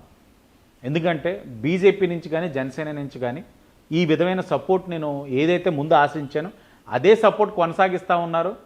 తప్పు చేసిన వాడు తెలుసో తెలియకో మా పార్టీలో ఉన్నా కూడా వారి నుంచి కూడా నాకు మంచి సహకారం ఉంది, చర్యలు తీసుకుంటున్నాం, ఎవరిని వదిలిపెట్టట్లేదు. నేను ఇంకోటి కూడా చెప్తా ఉన్నానన్న, మీ భద్రత మా బాధ్యత ద్వారా ఈ 6 monthsలో సుమారు 20,000 మంది మహిళలతో నేను ఇంటరాక్ట్ అయ్యాను. ఇంటరాక్ట్ అయిన తర్వాత వాళ్ళు ఇచ్చిన సజెషన్స్ తోటి 2014-19లో షీ టీమ్ అని ఉండేది. అంటే ఒక టీమ్ ఒక 10 మంది మహిళలతోటి షీ టీమ్ ఉండి విమెన్ కాలేజెస్ దగ్గర విమెన్ గ్యాదరింగ్స్ ఎక్కువ ఎక్కడ ఉంటాయో వాళ్ళు ఈవినింగ్ టైమ్స్ వెళ్ళి, మార్నింగ్ అయినా వాళ్ళు వెళ్ళి ఎక్కడైనా అల్లరి మోక్కులు అల్లరి చేసినట్లుంటే వెంటనే వాళ్ళ పని వాళ్ళు చేస్తారు. ఇప్పుడు షీ టీమ్ని మహిళా రక్షక్ అని October 2 గాంధీ జయంతి నాడు ఎస్పీ గారు నేను చర్చించుకొని లాంచ్ చేసాం రాజమండ్రిలో. ఈరోజు నేను ప్రతి విమెన్ కాలేజ్కి వెళ్తున్నాను, మహిళా రక్షకని తీసుకెళ్తా ఉన్నాను, ఆ కన్సర్న్ పోలీస్ డిపార్ట్మెంట్ని తీసుకెళ్తా ఉన్నాను, ఈ నెంబర్స్ వాళ్ళకి షేర్ చేయిస్తూ ఉన్నాను. నాకు చెప్పడానికి మొహమాట పడితే మహిళా రక్షకు లీడ్ చేసే లేడీ ఎస్ఐకి వాట్సాప్ నెంబర్ వాళ్ళందరికీ ఇస్తూ ఉన్నాం. ప్రతి కాలేజ్ దగ్గర సే నో టు డ్రగ్స్ అని మహిళా Rakshak number, police department number పెడతా ఉన్నాను. దొరికిన తర్వాత ఈ 6 monthsలో ఆన్ రికార్డ్ ఎక్కడైనా సరే తప్పు చేసినోడు ఎవడైనా దొరికితే నేను వదిలిపెట్టమని ఎక్కడైనా ఆన్ రికార్డ్ దొరికిందేమో అడగండి. నేను ఫోన్ చేసి ఆడు నా పేరు చెప్పాడంటే ఇంకా యాక్షన్ డబల్ తీసుకోండి అని చెప్తా ఉన్నాను. నాకు నగరం ముఖ్యం అన్న, ఏదో కొంతమంది తప్పు చేసిన వాళ్ళ కోసం నేను కాంప్రమైజ్ కాలేను. ఈరోజు అవకాశం ఇచ్చారు, కష్టకాలంలో ప్రజలు నా పక్కన నిలబడ్డారు. ఈరోజు నేను బాగున్నాను, అధికారం వచ్చిందని చెప్పి ఇష్టానుసారంగా నేను ప్రవర్తిస్తే అది నేను జీవితకాలం సరిచేసుకోలేని తప్పు అవుతుంది. ఈరోజు నాకు అవకాశం ఇచ్చారు, నేను సద్వినియోగపరచుకుంటాను. వయసు ఉంది, ఒకవేళ ఎక్కడైనా సరే ఒక వ్యక్తిని నేను ఏదైనా దురదృష్టవశాత్తు నా పార్టీలో ఉండి తప్పు చేసినప్పుడు మీరు చర్యలు తీసుకుంటే నేను కుటుంబానికి వెళ్ళి సంజాయిషి ఇచ్చుకుంటాను. మీ పెంపకంలో లోటుపాటు ఉందండి, అందుకే బాబు ఇలా పాడయ్యాడు, ఇప్పుడు ఈ అవకాశంతో ఆయన సరిచేద్దాం. మీకు ఒక ఇన్సిడెంట్ చెప్తాను. ఒక ఇంటికి ఒక బాబు వెళ్తున్నాడు. ఆ ఇంటిలో ఆ అమ్మాయినేమో అక్క అంటున్నాడు, హస్బెండ్ బావ అంటున్నాడు. పరిచయం పెంచుకున్నాడు, వెళ్తుంటే వాళ్ళు కూడా తమ్ముడు బావ అని చెప్పి రానిస్తున్నారు. ఆడు వెళ్ళిన ప్రతిసారి ఏం చేస్తాడు వీళ్ళకి తెలియదు. ఆడు మేడకి పక్కింట్లో ఒక అమ్మాయితోటి మాట్లాడుతున్నాడు. ఆ ఇంట్లో వాళ్ళు గ్రహించేసి, ఏంటయ్యా మీ తమ్ముడు మీ బామ్మర్ది వచ్చాడు, మా అమ్మాయితో మాట్లాడుతున్నాడు, మెసేజ్లు పెడుతున్నాడు, ఇబ్బంది పెడుతున్నాడు అనేసరికి వీళ్ళన్నే లోబోదిపో, ఈ నా బామ్మర్ది ఏంటి, ఏదో మా ఆవిడని తమ్ముడు అన్నాడు కానీ నా బామ్మర్ది అయ్యాడు, నాకేం నిజంగా బామ్మర్ది కాదని ఫోన్ చేసి, ఎరా పిచ్చి పిచ్చి నాటకాలు ఆడుతున్నావు ఎదవా, చితక్కొడేస్తాను నిన్ను, ఎందుకు ఇలా చేసావంటే, అన్న విఎల్పురం సెంటర్లో ఉంటాను రండి అని అన్నాడట. ఈయన వెళ్ళాడు. ఈయన వెళ్తూ ఇతనితో పాటు ఇంకొక తమ్ముడు చరణ్ అని మంచి దిట్టంగా ఉంటాడు, నాకు తమ్ముడు అవుతాడు. వెళ్ళారు వీళ్ళందరూ. నేను వార్డ్ విజిట్స్లో ఉన్నాను. వెళ్ళిన తర్వాత ఆడు మాట్లాడుతున్నాడు. ఆడు పక్కన ఇంటర్మీడియట్ స్టూడెంట్, గంజాయి కొట్టేసి ఉన్నాడు. మాట్లాడుతుండగా తప్పు కదరా ఆడపిల్లని ఇబ్బంది పెట్టావు, అందులో నా ఇంటి మించి ఎందుకు ఇబ్బంది పెట్టావు, అసలు నా ఇంటికి వస్తుంది దీనికోసమా, అక్క బావని పిలుస్తుంది దీనికోసం అని అడుగుతుండగా, ఏంట్రా మా వాడిని ఇష్టోజులు తిడుతున్నావు అని చెప్పి జోబులోంచి ఏదో బ్లేడ్ ఉంటుంది, బ్లేడ్ తీసి వీడి మీద దాడి చేయపోయాడు. ఈ చరణ్ అన్న అబ్బాయి హైట్ ఉంటాడు, లా ఉంటాడు, చెయ్యలు అడ్డపెట్టాడు. బాగా ఫ్యాట్ ఉండడం వల్ల కత్తి అలా వెళ్ళి ఉండిపోయింది. వీళ్ళిద్దరు చిన్న పర్సనాలిటీ, చిన్నపిల్లలు. వాళ్ళు ఎట్లా పరిచయం అయ్యారు వాళ్ళిద్దరికి, ఆ దంపతులకి? ఇంకేముంటుందన్న పరిచయాలు రోడ్ల మీద చేసుకోవడం, లేకపోతే ఇప్పుడు అమ్మాయిని కలవాలి అని అంటే ఎంతసేపు పరిచయం, ఈ జనరేషన్ వాళ్ళు చెప్పాలా? సరే, మీరు నాటసారా మీద ఉక్కుపాదం మప్పారు. మీకు ఏం చేస్తాను, ఇప్పుడు పిల్లోడు ఇంటర్మీడియట్ అటెంప్ట్ ఇవ్వమంటారు, ఏంటి భవిష్యత్తు? ఆదిత్య కాలేజ్, వెంటనే ఆదిత్య కాలేజ్ మీటింగ్ పెట్టాను, వెళ్ళాను, పిల్లలకి ఎక్స్ప్లెయిన్ చేశాను. స్నేహం కూడా నువ్వు ఎవరితో చేస్తున్నావు అన్నది కూడా ఈ రోజున జీవితంలో చాలా కీలకం. అవసరం అనుకుంటే మంచోడైతే చెయ్యి, లేకపోతే స్నేహితులు లేకపోయినా పర్వాలేదు. ఇలాగ చెడు స్నేహంతో వెళ్తే ఈ రోజున అబ్బాయి భవిష్యత్తు పాడైపోయింది. తల్లిదండ్రులు వచ్చి ఏడుస్తున్నారు, ఏం చేయగలుగుతావు? తల్లిదండ్రులు వచ్చి ఏడుస్తున్నారు, పాడైపోయాడండి ఇది అని అంటే, కత్తితో దాడి చేసే పరిస్థితికి వచ్చారని ఎస్పీ గారు ఫోన్ చేసి తల్లిదండ్రులు ఏడ్చారని చెప్పి ఎస్పీ గారు చూడండి అని కూడా అనలేదు. ఎస్పీ గారు మీ పని మీరు చేయండి, కానీ తల్లిదండ్రులు బాధ చూడలేకపోతా ఉన్నాం, వాడికి ఫర్దర్గా ఏం కౌన్సిలింగ్ ఇచ్చి ఏం చేయాలో, భవిష్యత్తు పాడవకుండా ఏం చేయాలో చూద్దామండి అని అన్నాం, అంతే. మంచి కార్యక్రమం తీసుకున్నారు. ఒకవైపు చూస్తే నాటుసారా దాని మీద ఉద్యమం చేశారు, దాన్ని అరికట్టేశారు. ఇప్పుడు గాంజా బ్యాచ్ను, బ్లేడ్ బ్యాచ్ను కూడా కుక్కుటేళ్లతో పెకిలించేలాగా చర్యలు తీసుకుంటున్నారు. మీ భద్రత మా బాధ్యత అనే కార్యక్రమంతో బాగానే ఉంది. అయితే రాజమండ్రి అంటేనే ఒక చరిత్ర గల ఒక హిస్టారికల్ ప్రాంతం ఇది. మహేంద్రవరం రాజమండ్రి అయింది కదా, ఇంత చరిత్ర గల దీనికి ఒక చిన్న మరక కూడా ఉంది. రాజమండ్రిలో వ్యభిచార కేంద్రాలు ఎక్కువైపోయాయి, చాలా దారుణంగా అయిపోయింది పరిస్థితి. అంటే గౌరవంగా బతికే మహిళలకు కూడా ఈ మకిలి అంటే పరిస్థితి వచ్చిందనమాట, గౌరవంగా ఉండే మహిళలకు కూడా, అంటే ఈ కారణాల వల్ల అనమాట. దాన్ని ఎలా మీరు పెకిలిస్తారు? అది లాస్ట్ 5 years అన్న మీరు నమ్మరు, ఈ స్పా సెంటర్స్ పెరిగిపోతూ ఉన్నాయి. స్పా సెంటర్స్ పెరుగుతున్నాయి కానీ దాని మీద సర్వేలెన్స్ లేదు. ఈ స్పా సెంటర్స్ అన్నదే వీటికి అడ్డా అవుతా ఉంది, సర్వేలెన్స్ లేదు.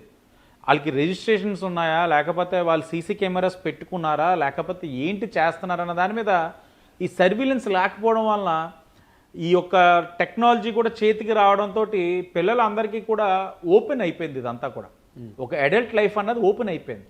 ఏంటి తప్పు అన్న ఆలోచన విధానం, అంటే వెస్ట్రన్ కల్చర్ని ఇన్కల్కేట్ చేసుకుంటా ఉన్నారు.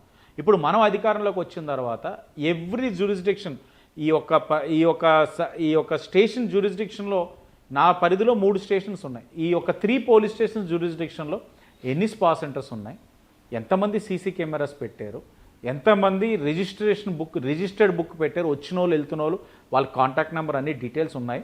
లేని పక్షంలో క్లోజ్, సీజ్ ద స్పా. ఈ ప్రాసెస్లో వెళ్తా ఉన్నాం.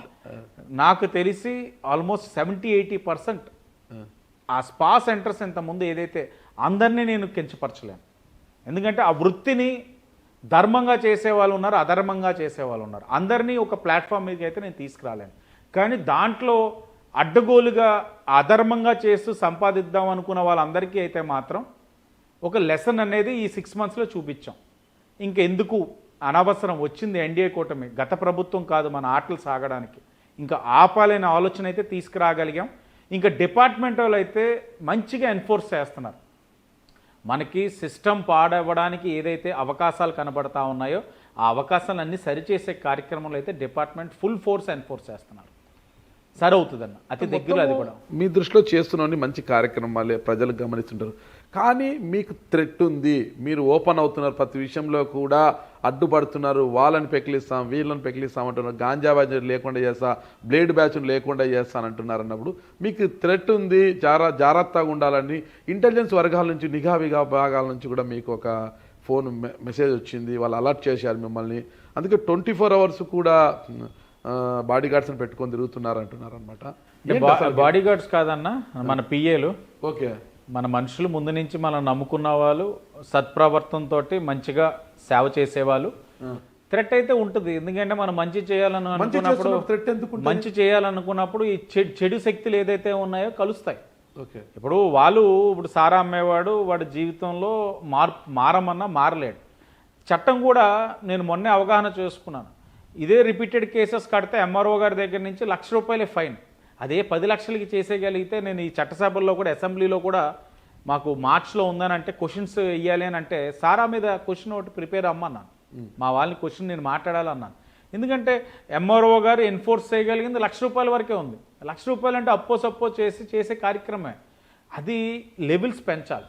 అంటే ఇవన్నీ కూడా నేను వాళ్ళకి వాళ్ళ యొక్క ఉపాధిని కొడుతున్నాను, ఆర్థికంగా కొడుతున్నాను, అది వాళ్ళకి నచ్చట్లేదు కాబట్టి ఇంకా శృతి మించుతున్నప్పుడు మనల్ని అడ్డు తొలగించుకోవాలని ఆలోచిస్తారు. అలాగని వాళ్ళు చేసేదానికి భయపడే పరిస్థితులు ఇక్కడ ఉండవు. ఎందుకంటే నా నమ్మకం నాకుంది, నా ప్రజలు నాతో ఉంటారని, దాని తగ్గట్లు జాగ్రత్తలు తీసుకుంటున్నాం. పోలీసు వారు కూడా ఎప్పటికప్పుడు అప్రమత్తంగా ఉంటున్నారు, వారికి కూడా తెలుసు చేస్తున్న కార్యక్రమాల వల్ల ఇబ్బంది ఉంటుందని ఎప్పటికప్పుడు అలర్ట్ చేస్తూ ఉన్నారు. ఏదేమైనా నా ప్రజల కోసం చేస్తున్నప్పుడు నాకు పైన దేవుడు కూడా మంచి చేస్తున్నాడు కాబట్టి జాగ్రత్త ఉంటాం, పైన దేవుడు కూడా ఉన్నాడు కాబట్టి మంచి చేస్తున్నప్పుడు ఆయన ఏదో రూపంలో నేను మీకు అంటుంటాను, మంచి తలిచి ఒక అడుగేస్తే మనం చెయ్యాలనుకుంది మంచే అనుకుంటే మంచే అయితే పైన దేవుడు 4 అడుగులు వేయిస్తాడు మనతో. ఇప్పుడు నేను మంచి చెయ్యాలని ఒక అడుగు వేసాను, దేవుడు ఆ 4 అడుగులు ఎలా వేయిస్తాడు, నన్ను ఎలా రక్షించుకోవాలన్నది ఆ పైవాడికి తెలుస్తుంది. ఓకే, మరి రాజమండ్రి గురించి మరో విషయం ఏంటంటే, రాజమండ్రి అంటే అందరికీ కూడా హోల్సేల్ బట్టల దుకాణాలు ఇక్కడ చాలా ఫేమస్ అనమాట. ఇక్కడ నుంచి బట్టలు తీసుకెళ్లి ఇతర ప్రాంతాల్లో అమ్ముకుంటుంటారు అనమాట. అంటే ఇక్కడ వచ్చిన డబ్బుతో చాలా మంది సినిమాల్లో కూడా పెట్టుబడులు పెడుతున్నారు. నాకు తెలిసి డివివి దానయ్య గారు కూడా ఇలాగే వచ్చినవారు. అయితే ఈ వస్త్ర వ్యాపారాల నుంచి ఎవరు ఎమ్మెల్యేగా ఉన్నా నెల మామూలు తీసుకోవడం పరిపాటి అంటుంటారనమాట. ఆ కోవలోకి ఆదిరెడ్డి వాసు గారు వస్తున్నారా? అసలు నేను ఇప్పుడు దాకా వినలేదన్నది. అంటే ఇప్పుడు దాకా ఇంకా కొత్తగా ప్రెస్ మీట్లు మధ్యన పెట్టి ఉండకపోవచ్చు దాని మీద. నేను ఒక వ్యాపారస్తున్నా. ఏదైతే టెక్స్టైల్ ఇండస్ట్రీ హబ్ అయిన ఈ రాజమహేంద్రవరంలో ప్రతి వ్యాపారస్తుడు నా కుటుంబ సభ్యుడు. మీరు ఏ పేరు చెప్పండి, అతను నా కుటుంబ సభ్యుడే. ఎందుకంటే వాళ్ళతో నాకు మంచి సత్సంబంధాలు ఉన్నాయి. మెయిన్ రోడ్ కానీ, ఎంజీ మార్కెట్ కానీ, చందన కానీ, బొమ్మన కానీ ప్రతి ఒక్కడితో నాకు మంచి సత్సంబంధాలు ఉన్నాయి. ఒక వ్యాపారస్తుడుగా వారి యొక్క సాధక బాధలు నాకు తెలుసు. ఈ రోజున సౌత్ ఇండియా షాపింగ్ మాల్ అనో లేకపోతే ఏది ముగ్ధానో ఇలా ఈ విపరీతంగా రావడం వల్ల రాజమహేంద్రవరం మనం ఒక టైంలో చూసి ఉండేవాళ్ళం. ఎవరైనా సరే ఈ జిల్లా మొత్తం కూడా ఏదైనా ఒక మంచి బట్ట కొనాలనుకున్నా, ఏదైనా ఒక ట్రేడింగ్ చేయాలన్నా రాజమహేంద్రవరంకి వచ్చేవారు. ఈ రోజున విపరీతంగా ఈ యొక్క మాల్స్ ఇవన్నీ కూడా రావడంతో వీళ్ళ వ్యాపారాలు అంతంతగా ఉన్నాయి, చాలా ఇబ్బందుల్లో ఉన్నారు. గత 5 సంవత్సరాలు కూడా వీళ్ళ మీద అనేక విధాలుగా ఒత్తిడి తెచ్చి వ్యాపారస్తులను కూడా భయభ్రాంతులు గురి చేస్తున్నారు. ఈ మధ్యన జరిగిన ఛాంబర్ ఎలక్షన్స్లో కూడా నేను నా తెలుగుదేశం పార్టీ నుంచి ఒక వ్యాపారం నేపథ్యం కలిగిన వ్యక్తి శాంతి పైప్స్ అని చెప్పి రాజా గారిని, యువకుడిని, వైశ్యాస్ కమ్యూనిటీ ఆయన్ని ప్రెసిడెంట్గా కూడా పెట్టడం జరిగింది. పెట్టి ఇలాంటి సమస్యలు ఏ వ్యాపారస్తుడికి ఎవరైనా సరే బెదిరించినా, భయపెట్టినా, దందా అని చెప్పి ఇబ్బంది పెట్టినా వాళ్ళ మీద చర్యలు ఉండే విధంగా ఛాంబర్ అందరినీ కూడా ముందుకు నడిపిస్తూ ఉన్నాం. అలాంటి నా కుటుంబం దగ్గర నేను దోచుకోవాలన్న ఆలోచన నాకు జీవితంలో రాదు, చేయాల్సిన అవసరం కూడా లేదు. దోచుకోవాలని ఆలోచన లేదు, దానికి సమాంతరంగా ఇంకొక ఆలోచన చేశారు ఎమ్మెల్యే ఆదిరెడ్డి వాసు గారని అవతల వర్గం ఆరోపిస్తుంది అనమాట. నాకు తెలిసిన విషయం ఏంటంటే, జగదీశ్వరి చిట్స్ ఏదైతే ఉందో వాళ్ళ చిట్స్, సొంత చిట్స్, జగదీశ్వరి చిట్స్ లాంటి వ్యాపారస్తులందరినీ పెట్టుబడి పెట్టాలనేసి ఆ జగదీశ్వరి చిట్స్లో పెద్ద ఎత్తున చిట్లు వేయాలని బలవంతం చేస్తున్నారన్న ఆరోపణలు బయట బాగా వినిపిస్తున్నాయి. ఇప్పుడు ఒకటి, పెట్టుబడులు తీసుకోవు, చిట్ ఫండ్స్లో ఎప్పుడు పెట్టుబడులు తీసుకోకూడదు, సో డిపాజిట్స్ ఉండవు. సో వాళ్ళ దగ్గర నాకు డబ్బు దాని మీదే పోరాటం చేస్తున్నారు ఉండవల్లి అరుణ కుమార్ గారు మార్గదర్శి దాంట్లో అది డిపాజిట్ల గురించి చిట్టు వ్యాపారం. నీకు బాగుంటే నువ్వు వేస్తావు, నువ్వు బాలేవు అనుకోండి అన్న, నేను నిన్ను బలవంతం పెట్టి వేయించుకున్నాను అనుకో, పడేది నాకే బొక్క. ఎందుకంటే 30 మంది కస్టమర్లు 29 బాగా కట్టి ఒకటి కట్టకపోతే ఈ 30 మంది మీద వచ్చే లాభం ఒక కస్టమర్ తీసుకుపోతాడు. కాబట్టి వేసేవాడు ఆర్థికంగా బాగుంటేనే చిట్టు వేయించుకుంటాం. అలాగే వేసేవాడికి కూడా చిట్టు వేసినప్పుడు ఆడికి 1.5 రూపీ దాకా వర్కౌట్ అయ్యే బోనస్లు వస్తాయి, అన్నీ వస్తాయి. సో ఇద్దరికి కూడా మ్యూచువల్ బెనిఫిట్ ఉంటుంది కాబట్టి చిట్టు అనే వ్యాపారం నడుస్తుంది. మరి ఇలాంటి కామెంట్స్ ఎందుకు వస్తున్నాయి బయట? అవగాహన లేని వ్యక్తులు. మీరు హాస్యాస్పదం ఏంటంటే కమెంట్ చేసిన వాళ్ళు చిట్లు ఉంటాయి ఇక్కడ. అయిపోయిన తర్వాత ప్రెస్ మీట్, ఈ గొట్టంగడ మమ్మల్ని ఇస్కిన్ చేస్తున్నాడని ప్రెస్ మీట్ పెట్టమని నోటు పంపించేస్తున్నాడు. మీరేంటి సార్ మంచి బోనస్ ఇస్తున్నారు, మంచి డివిడెంట్ ఇస్తున్నారు, టైంకి పేమెంట్ ఇస్తున్నారు, సిఐడి వాళ్ళే చెప్పారు కదా టైంకి పేమెంట్లు ఇస్తున్నారు, కొన్ని అడ్వాన్స్గా ఇచ్చాం, అడ్వాన్స్ ఇవ్వడం కూడా తప్పైంది సిఐడి వాళ్ళ దృష్టిలో. కాబట్టి మేము ఏం చేయం సార్, మాట్లాడాల్సి వస్తుందని చెప్పిన పరిస్థితులు ఉన్నాయి. నేను మీకు ఒకటే చెప్తా, వ్యాపార సంస్థలు ఈరోజు చాలా ఆనందంగా ఉన్నారు, సంతోషంగా ఉన్నారు. మేము రావడంతో వాళ్ళందరూ సంబరాలు జరుపుకుంటా ఉన్నారు. ఎందుకంటే వాళ్ళ జోలికి ఏ అధికారి వెళ్ళనివ్వను. తప్పు చేస్తే ఏదైనా ఉంటే నేనే మాట్లాడతాను, అంతేగాని ఏ తప్పు చేయకుండా వేధింపులు భయభ్రాంతులు గురి చేసే పరిస్థితులు ఈరోజు రాజమండ్రిలో లేదు. నా చిట్టు అంటారా, ఇది వ్యాపారం, నేను వ్యాపారం చేస్తున్నాను, ఆ వ్యాపారంలో వాళ్ళకి నచ్చితే చేస్తారు. కానీ చేసినప్పుడు ఆడికి కూడా లాభం ఉంటుంది, వేస్తున్న వారికి కూడా లాభం ఉంటుంది. లాభం లేకుండా ఉత్తి పుణ్యాన్ని సేవ చేయడానికి ఎవడు కూడా ఈ రోజుల్లో లేరన్న. ఎవరికి ఆడే బాస్, ఎవరికి ఆడే హీరో. భయపెడితే భయపడిపోయే రోజులైతే ఈరోజు కాదు. ఓకే, నాకున్న అవగాహన మేరకు రాజమండ్రి నుంచి ఇంతవరకు ఎవరు మంత్రి కాలేదని నేను అనుకుంటున్నా. ఓకే, ఎవరు గెలిచినా కూడా. అయితే ఎన్నికలకు ముందు అయితే గతంలో గోరట్ల బుచ్చయ్య చౌదరి గారు 2 నెలలు చేసినట్టున్నారు. బట్ ఇంత మళ్ళీ ఎవరు మంత్రి కాలేదని నాకున్న అవగాహన. అయితే ఎన్నికలకు ముందు ఆదిరెడ్డి కుటుంబం ఎదుర్కొన్న ఇబ్బందులు కావచ్చు, ఆ తర్వాత చంద్రబాబు నాయుడు గారు జైల్లో ఉన్నప్పుడు మీరు చూపిన చొరవ కావచ్చు, తీసుకునే చర్యలు కావచ్చు, ఎన్నికల్లో మీరు సాధించిన విజయాన్ని బట్టి అందరూ వెలమ సామాజిక వర్గం, బీసీ సామాజిక వర్గం కాబట్టి ఖచ్చితంగా ఆదిరెడ్డి వాసు గారికి క్యాబినెట్లో చోటు ఉంటుందని అందరూ అనుకున్నారనమాట. అది రాజమండ్రి నుంచి, తూర్పుగోదావరి జిల్లా రాజమండ్రి నుంచి ఖచ్చితంగా ఉంటుంది అనుకున్నారు. చివరి చూస్తే లేదు. ఏంటి కారణం తెలిసి లేదు, ఆదిరెడ్డి వాసు గారికి ఆయన కుటుంబమే ఒక శాపము అన్నారంట. అంటే పెద్ద నేను ఆలోచించలేదండి ఈ రోజు కూడా. మీరు ఆలోచించకపోయినా బయట వచ్చింది. ఎందుకు ఆ శాపం ఏంటంటే, చిన్నమామ చూస్తే మంత్రి అయిపోయారు, సీనియర్ ఎమ్మెల్యే మంత్రి అయ్యారు, బామ్మర్ది కేంద్ర మంత్రి అయిపోయాడు. ఆ ఇద్దరు మంత్రులు అయినప్పుడు ఆదిరెడ్డి వాసు గారిని క్యాబినెట్లోకి తీసుకోలేని పరిస్థితి వచ్చింది. ఆ కుటుంబమే ఆయనకు శాపం, లేదంటే క్యాబినెట్లో ఉండేవారు. కుటుంబం ఎప్పుడు శాపం అవదన్న. వాళ్ళు ఎప్పుడు నా బాగా కోరే వ్యక్తులు. నా బామ్మర్ది ఎప్పుడైనా సరే నా కుటుంబం పట్ల తనకి బాధ్యత ఉంటుంది, నాకు ఖచ్చితంగా. అచ్చెన్నాయుడు గారు ఈరోజు పెద్ద దిక్కుగా వ్యవహరించాలి. నా కష్టకాలం ఉన్నప్పుడు ఆయన ఇక్కడ కూర్చొని అన్ని చేస్తారు కూడా. ఇప్పుడు వారిది ఉత్తరాంధ్ర, వారు కింజరాపోలు, నేను ఆదిరెడ్డి. వాళ్ళ రాజకీయం వేరే, నా రాజకీయం వేరే. నా పరిధి నా జిల్లా, వాళ్ళ పరిధి అది. కాబట్టి ఈ సమీకరణలు అన్నది ఇక్కడ ముఖ్యం కాదు. ఒకటే మంత్రిగా, కేంద్ర మంత్రిగా ఒక వెలమ సామాజిక వర్గానికి ఇచ్చారు, స్పీకర్గా వెలమ సామాజిక వర్గానికి ఇచ్చారు. ఇన్ని ఇచ్చినప్పుడు ఈ సామాజిక వర్గానికి అన్ని కట్టబెట్టాలంటే అనేకమైన వాళ్ళు ఉపకులాలు ఉన్నారు బీసీలో. వీళ్ళందరికీ ఇవ్వాల్సిన బాధ్యత పార్టీ పైన ఉంది. ఆ పైన అంటారా ఎప్పుడైనా సరే ఏ విధంగా గౌరవించుకోవాలన్నది లోకేష్ గారికి తెలుసు. గౌరవించకపోయినా కూడా ఎప్పుడు కూడా లోకేష్ అన్న వెనకాల వాళ్ళ తమ్ముడు వాసు ఉంటాడని ఆయనకి తెలుసు. కాబట్టి ఆయనకి ఎప్పుడు ఏ గౌరవం ఇవ్వాలో ఆయనకి బాగా తెలుసు. ఎందుకంటే నేను ఎప్పుడు కూడా చెప్తాను, పరిణితి చెందిన నాయకుడిగా ఈరోజు లోకేష్ గారు ఉన్నారు. ఆయన చేస్తున్న వ్యవహారాలు కానీ విధానాలు కానీ. మొన్ననే డొక్కా సీతమ్మ మధ్యాహ్న భోజన పథకం, ఇప్పుడు దాకా మనం 10th వరకు చూసాం. జూనియర్ కాలేజీలు ఎప్పుడు పెట్టలే, ఇప్పుడు జూనియర్ కాలేజీలు పెట్టాం. కేవలం ఇళ్లల్లో ఉన్న తల్లులకి ఇబ్బందులు తగ్గించడానికి. అలాగే పిల్లలకి మంచి నాణ్యమైన, రుచికరమైన, ఆరోగ్యకరమైన భోజనం. 6-7 పిల్లలు ఇప్పుడు మన జూనియర్ కాలేజ్ రాజమండ్రి ఉందండి, చుట్టుపక్కల ఒక 50-60 కిలోమీటర్ల దూరం నుంచి కూడా కొంతమంది వస్తున్నారు. ఉదయం 7 భోజనం పెట్టారంటే మధ్యాహ్నం తీసేసరికి ఆవిరైపోయి అది తినడానికి కూడా ఇబ్బంది ఉంటుంది. అలాంటి వాళ్ళందరికీ ఇప్పుడు మధ్యాహ్నం భోజనం పెట్టడం అన్నది ఆయన ఆలోచన. దాంట్లో మాకు కొన్ని లోట్లు తెలిసినవి ఏంటంటే, 200 కోట్లు గుడ్లు గత ప్రభుత్వం పెట్టిన బకాయిలు మనం కట్టాం. 60 కోట్లకు చికెన్కి గత ప్రభుత్వం ఇవ్వాల్సిన బిల్లు ఇవ్వకపోతే ఈ ప్రభుత్వం కట్టింది. అంటే 200 కోట్లు 60 కోట్లు కూడా కట్టకుండా మొత్తం భారం తెచ్చేసి ఎన్డీఏ కూటమి పెట్టిపోయారు. ఇవన్నీ కూడా సరి చేసుకుంటూ వెళ్తా ఉన్నాం. అలా ముందుకు పోతున్నారు. అయితే మీరు అధికారంలోకి వచ్చిన తర్వాత అంటే భరత్ గారి మీద కొంత కక్ష సాధింపు ధోరణి అవలంబిస్తున్నారా అన్న అనుమానం అందరికీ ఉంది. అంటే మీరు వచ్చి రాగానే ఏదైతే మార్గాన్ని భరత్రామ్ గారు మీ ప్రత్యర్థి ఆయన ప్రచార రథము కాల్ చేసి దగ్ధం చేశారనమాట. దాని వెనుక ఉన్నది ఎవరు, కాల్చింది ఎవరు, కాల్పించింది ఎవరు అనే ఒక ప్రశ్నలు అనేది రోజు రోజుకు ఉత్పన్నం అవుతున్నాయి. ఎన్నిసార్లు అన్నా బాబు, ఎన్నిసార్లు ఇదే టాపిక్. ప్రచారథం కాలిపోయింది. రాత్రి 11ంటికి లేచి మంచి పట్టుబట్ట వేసుకొని 11ంటికి ఎవడైనా హుటాహుటిన వస్తాడు. పట్టుబట్ట వేసుకొని ఫేస్కి మేకప్ కొట్టుకొని వచ్చాడు. మీరు ఆ వీడియో చూడండి. ఆదెడ్ వాస్ అన్నాడు అంతే సింపుల్గా. ఫస్ట్ పాడేశాడు. పోలీస్ ఇన్వెస్టిగేట్ చేశారు, కాల్ డేటా తీశారు. ఎవరైతే కారకులు ఉన్నాడో ఇతని మనిషే. కాల్చింది కూడా ఎలా కాల్చాడో లేటెస్ట్ టెక్నాలజీ యాటమ్ బాంబు దాకా పెద్ద తాడు కట్టి కాల్చి మొత్తం అంతా చేసుకుంది. వాళ్ళు దేనికిరా చేసావంటే మా నాయకుడి సింపతి రావడానికి కాల్చాను అన్నాడు. అయితే గప్చుప్.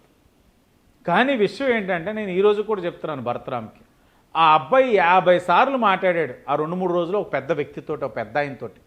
నేనే కానీ రాజకీయం చేయాలనుకుంటే పెద్ద ఆయన్ని నేను ఇరికించవచ్చు. నేను పెద్ద ఆయన్ని ఇరికించలేదు.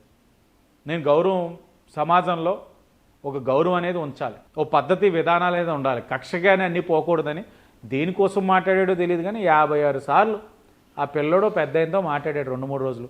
పోలీసు వారు చెప్పాల్సిన టైం నీకే ఫస్ట్ చెప్తానన్న. పోలీసు వారు డైరెక్ట్గా ఎస్పీ గారు ఇదిగో ఆ పెద్ద ఆయనతో మాట్లాడాడు సార్, కేసు బయలే ఇరుక్కుంటుంది, మీరు తీసుకోవాలి డెసిషన్ అన్నారు. వద్దు సార్, ఆడికి నాకు వ్యత్యాసం ఇంకేంటి, వద్దు, అది విధానం కాదు, పద్ధతి కాదు. కాల్చింది వీడు, అడ్మిట్ అయ్యాడు, మా నాయకుడి సింపతి కోసం చేశానని చెప్తున్నాడు.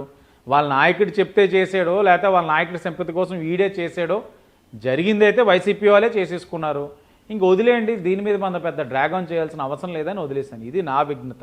మీ విఘ్నత, మీ మంచితనం ఇలా ఉంది కదా. మరి పులిశేఖర్ అనే ఒక కుర్రాడు, ఎస్సీ కుర్రాడు పులిశేఖర్, అంటే అతను ఒక వీడియో చేశాడు. అంటే గతంలో మీరు చిన్నపాటి వర్షానికే వరదకే రాజమండ్రి మునిగిపోతున్న ఒక వీడియో మీ వాళ్ళు పెడితే మీ ప్రభుత్వ హయాంలో కూడా మునిగిపోలేదు. అతను ఒక వీడియో పెట్టడం వల్ల కక్షను పులిశేఖర్ని పోలీస్ స్టేషన్లో కూర్చోబెట్టి, మరి నగ్నంగా కూర్చోబెట్టి అక్కడి నుంచి ఒక సీఏ మీకు వీడియో కాల్ చేయించి చూపించడము, మీరు ఇంకా బుద్ధి వచ్చేలా కొట్టండి అని చెప్పడం అనేది త్రిబులర్ ఎపిసోడ్లో ఉంది. వీడియో కాల్ అన్నారు, త్రిబులర్ ఎపిసోడ్లో ఉంది. అదే బయట అంటున్నారు. ఆ ఎపిసోడ్నే పండించారు వాళ్ళు. ఢిల్లీ వెళ్ళి మానవ హక్కుల కమిషన్ని కూడా సంప్రదించారు, కేసులు కూడా బనాయించారు అంటున్నారు. అన్నా పులిశేఖర్ అన్న వ్యక్తి ఎవరైతే సోషల్ మీడియాలో అసభ్యకరంగా పోస్టులు పెడుతున్నారో వాళ్ళపైన చర్యలు ఉంటాయి. చట్టం దాని పని చేసుకుపోతా ఉంది. నాకు ఈ ఇన్సిడెంట్ అయిన తర్వాత నెక్స్ట్ డే ఏదో సాక్షిలో రావడం, వీళ్ళు ఏదో ప్రెస్ మీట్ పెట్టి ఇక్కడ ఇంకా అవ్వట్లేదు పని, జగన్ గారి దగ్గరికి వెళ్ళి నేను వీరుడిలా పోరాడాను, ఇదిగో పెద్ద ఎపిసోడ్ తెచ్చాను మీకని చెప్పుకోవడానికి మనోడు వెళ్ళి అక్కడ విజయవాడలో వాళ్ళ సెంట్రల్ ఆఫీస్లో ప్రెస్ మీట్ పెట్టిన తర్వాత నేను డిపార్ట్మెంట్ని అడిగాను.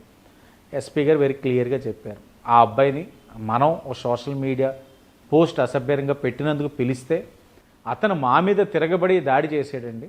దాడి చేసినప్పుడు అతను కంట్రోల్ చేయడానికి పక్కన కూర్చోపెట్టాం. కూర్చోబెట్టిన తర్వాత అతను చొక్కా తీసేసుకొని చాలా క్లియర్గా అతనికి సిగ్నల్ వచ్చే విధంగా ఒక వ్యక్తిని మూల నుంచి పెట్టి వీడియో తీయించుకొని పోరాడుతున్నాడు అని ఇతని యొక్క నేర చరిత్ర. 3 టౌన్ స్టేషన్లో ఆల్రెడీ ఇతని మీద 2 కేసులు, వీళ్ళు భార్య చనిపోయారు, అది ఎలాగన్నా తెలియదు, ఇంకొక కేసు కూడా ఉంది. ఈ 2 కేసులు కూడా చూపించి ఇతనికి ఒక నేర చరిత్ర ఉంది. ఇతను కేవలం అవకాశం వచ్చింది కాబట్టి నాయకుడిని మెప్పించడానికి ఈ యొక్క ప్రవర్తన చేశాడు. భరత్రామ్ ఆయన కూడా చేశారు, మేము కూడా చెప్పాము ఇలా తిరగబడ్డాడు కాబట్టి మేము చర్యలు తీసుకున్నామని అన్నారు. సరే ఏది ఉంటే చెయ్యండి, కానీ ఇలాగ ఇంకోసారి రిపీట్ కాకుండా చూసుకోండి. తిరగబడుతున్నప్పుడు మీరు కూడా అప్రమత్తంగా ఉండి, అలా తిరగబడినప్పుడు విధి నిర్వహణలో ఉన్న అధికారులు ఏదైతే ఉందో అది మీరు చెయ్యండి, అంతేగాని ఇది అన్నాం. ఇది ఒక ఎపిసోడ్ని తీసుకొని ఢిల్లీకి వెళ్ళారు, హ్యూమన్ రైట్స్కి చెప్పారు, వాళ్ళు వస్తారు, తీసుకుంటారు, ఎక్స్ప్లెనేషన్ తీసుకుంటారు, వాళ్ళ పనాలు చేస్తారు. అంటే ప్రతి అంశాన్ని కూడా తీసుకొని రాజకీయం చేసేయాలని ఇప్పుడు సోషల్ మీడియాలో పోస్ట్ పెట్టినప్పుడు అతని కులం మనం ఆలోచించలేనప్పుడు అరెస్ట్ అయిన తర్వాత కులం ఎందుకు వచ్చింది మధ్యలో? అంటే ఎందుకు కులత రాజకీయాలు ఇంకా చేస్తారు మీరు? గుణపాఠం చెప్పారు ప్రజలు, ఇంకా కుల రాజకీయాలు ఎందుకు? అరెస్ట్ అయినోడు పోస్ట్ పెట్టాడు, తప్పు చేశాడు, ముద్దాయిని కులం కింద ఎందుకు చూస్తారు? దాన్ని ఏదో విధంగా లబ్ధి పొందాలని చేసుకుంటే ఇంకా ఎన్నాళ్ళు ఈ రాజకీయాలు?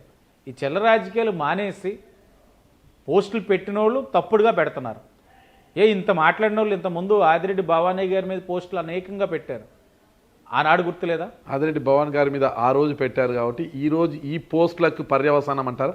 అలాగే ఉండదన్న, నేను చెప్పాను కదా, కక్ష సాధింపు అనేది ఉండదు.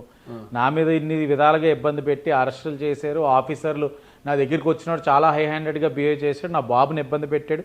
ఏ ఒక్క ఆఫీసర్ తోటి కూడా నేను మాట్లాడింది లేదు, ఇబ్బంది పెట్టింది లేదు, వాళ్ళ జోలికి కూడా పోయింది లేదు. అలాగని పైన అధిష్టానానికి నా మీద కక్షపూర్తంగా వ్యవహరించారు, ఈ ఆఫీసర్స్ మీద చర్యలు తీసుకుందని చెప్పింది లేదు. తప్పకుండా చట్టం అనేది దాని పని అది చేసుకుపోతుంది. మరి రాజమండ్రిలో అంబేద్కర్ గారి రాజ్యాంగమే నడుస్తోంది, మీరు అన్ని కూడా క్రమ పద్ధతిలోనే ఒక పద్ధతి ప్రకారం నడుచుకుంటున్నప్పుడు మద్యం షాపుల విషయాల్లో, ఇతర ఇసుక ర్యాంపుల విషయాల్లో బాబు గారు మిమ్మల్ని పిలిచి మందలించారు అన్న ఒక ప్రచారం కూడా బయట ఉంది.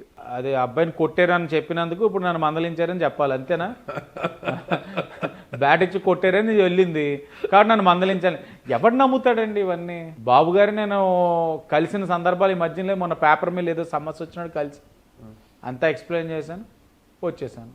అంతే. నా పనితీరు బాగుంది, ఐవీఆర్ఎస్ పెట్టారు, చాలా బాగా వచ్చే ఉంటుంది, ప్రజలు హ్యాపీగా ఉన్నారు, ముగ్గులు పోటీలు పెడుతున్నారు, ఆడవాళ్ళందరూ వచ్చి సంతోషంగా గత 5 సంవత్సరాలు ఒక్క రేషన్ కార్డు ఇవ్వలేదు, ఇవ్వండి అమ్మ కొత్త అని అడుగుతున్నారు, కొత్త పెన్షన్లు ఇమ్మన్నారు. ఎక్కడైనా ఏదైనా ప్రాంతంలో ఇబ్బంది వస్తే అమ్మ వాళ్ళందరూ మమ్మల్ని ఇబ్బంది పెడుతున్నారంటే వాళ్ళు ఎదురుంటే పోలీసులు ఫోన్ చేస్తున్నారు, లోపల వేసేయండి అని చెప్తున్నా. ఇంకెంత ఆనందంగా ప్రజలు ఉన్నారు, వ్యాపారస్తులు ఆనందంగా ఉన్నారు.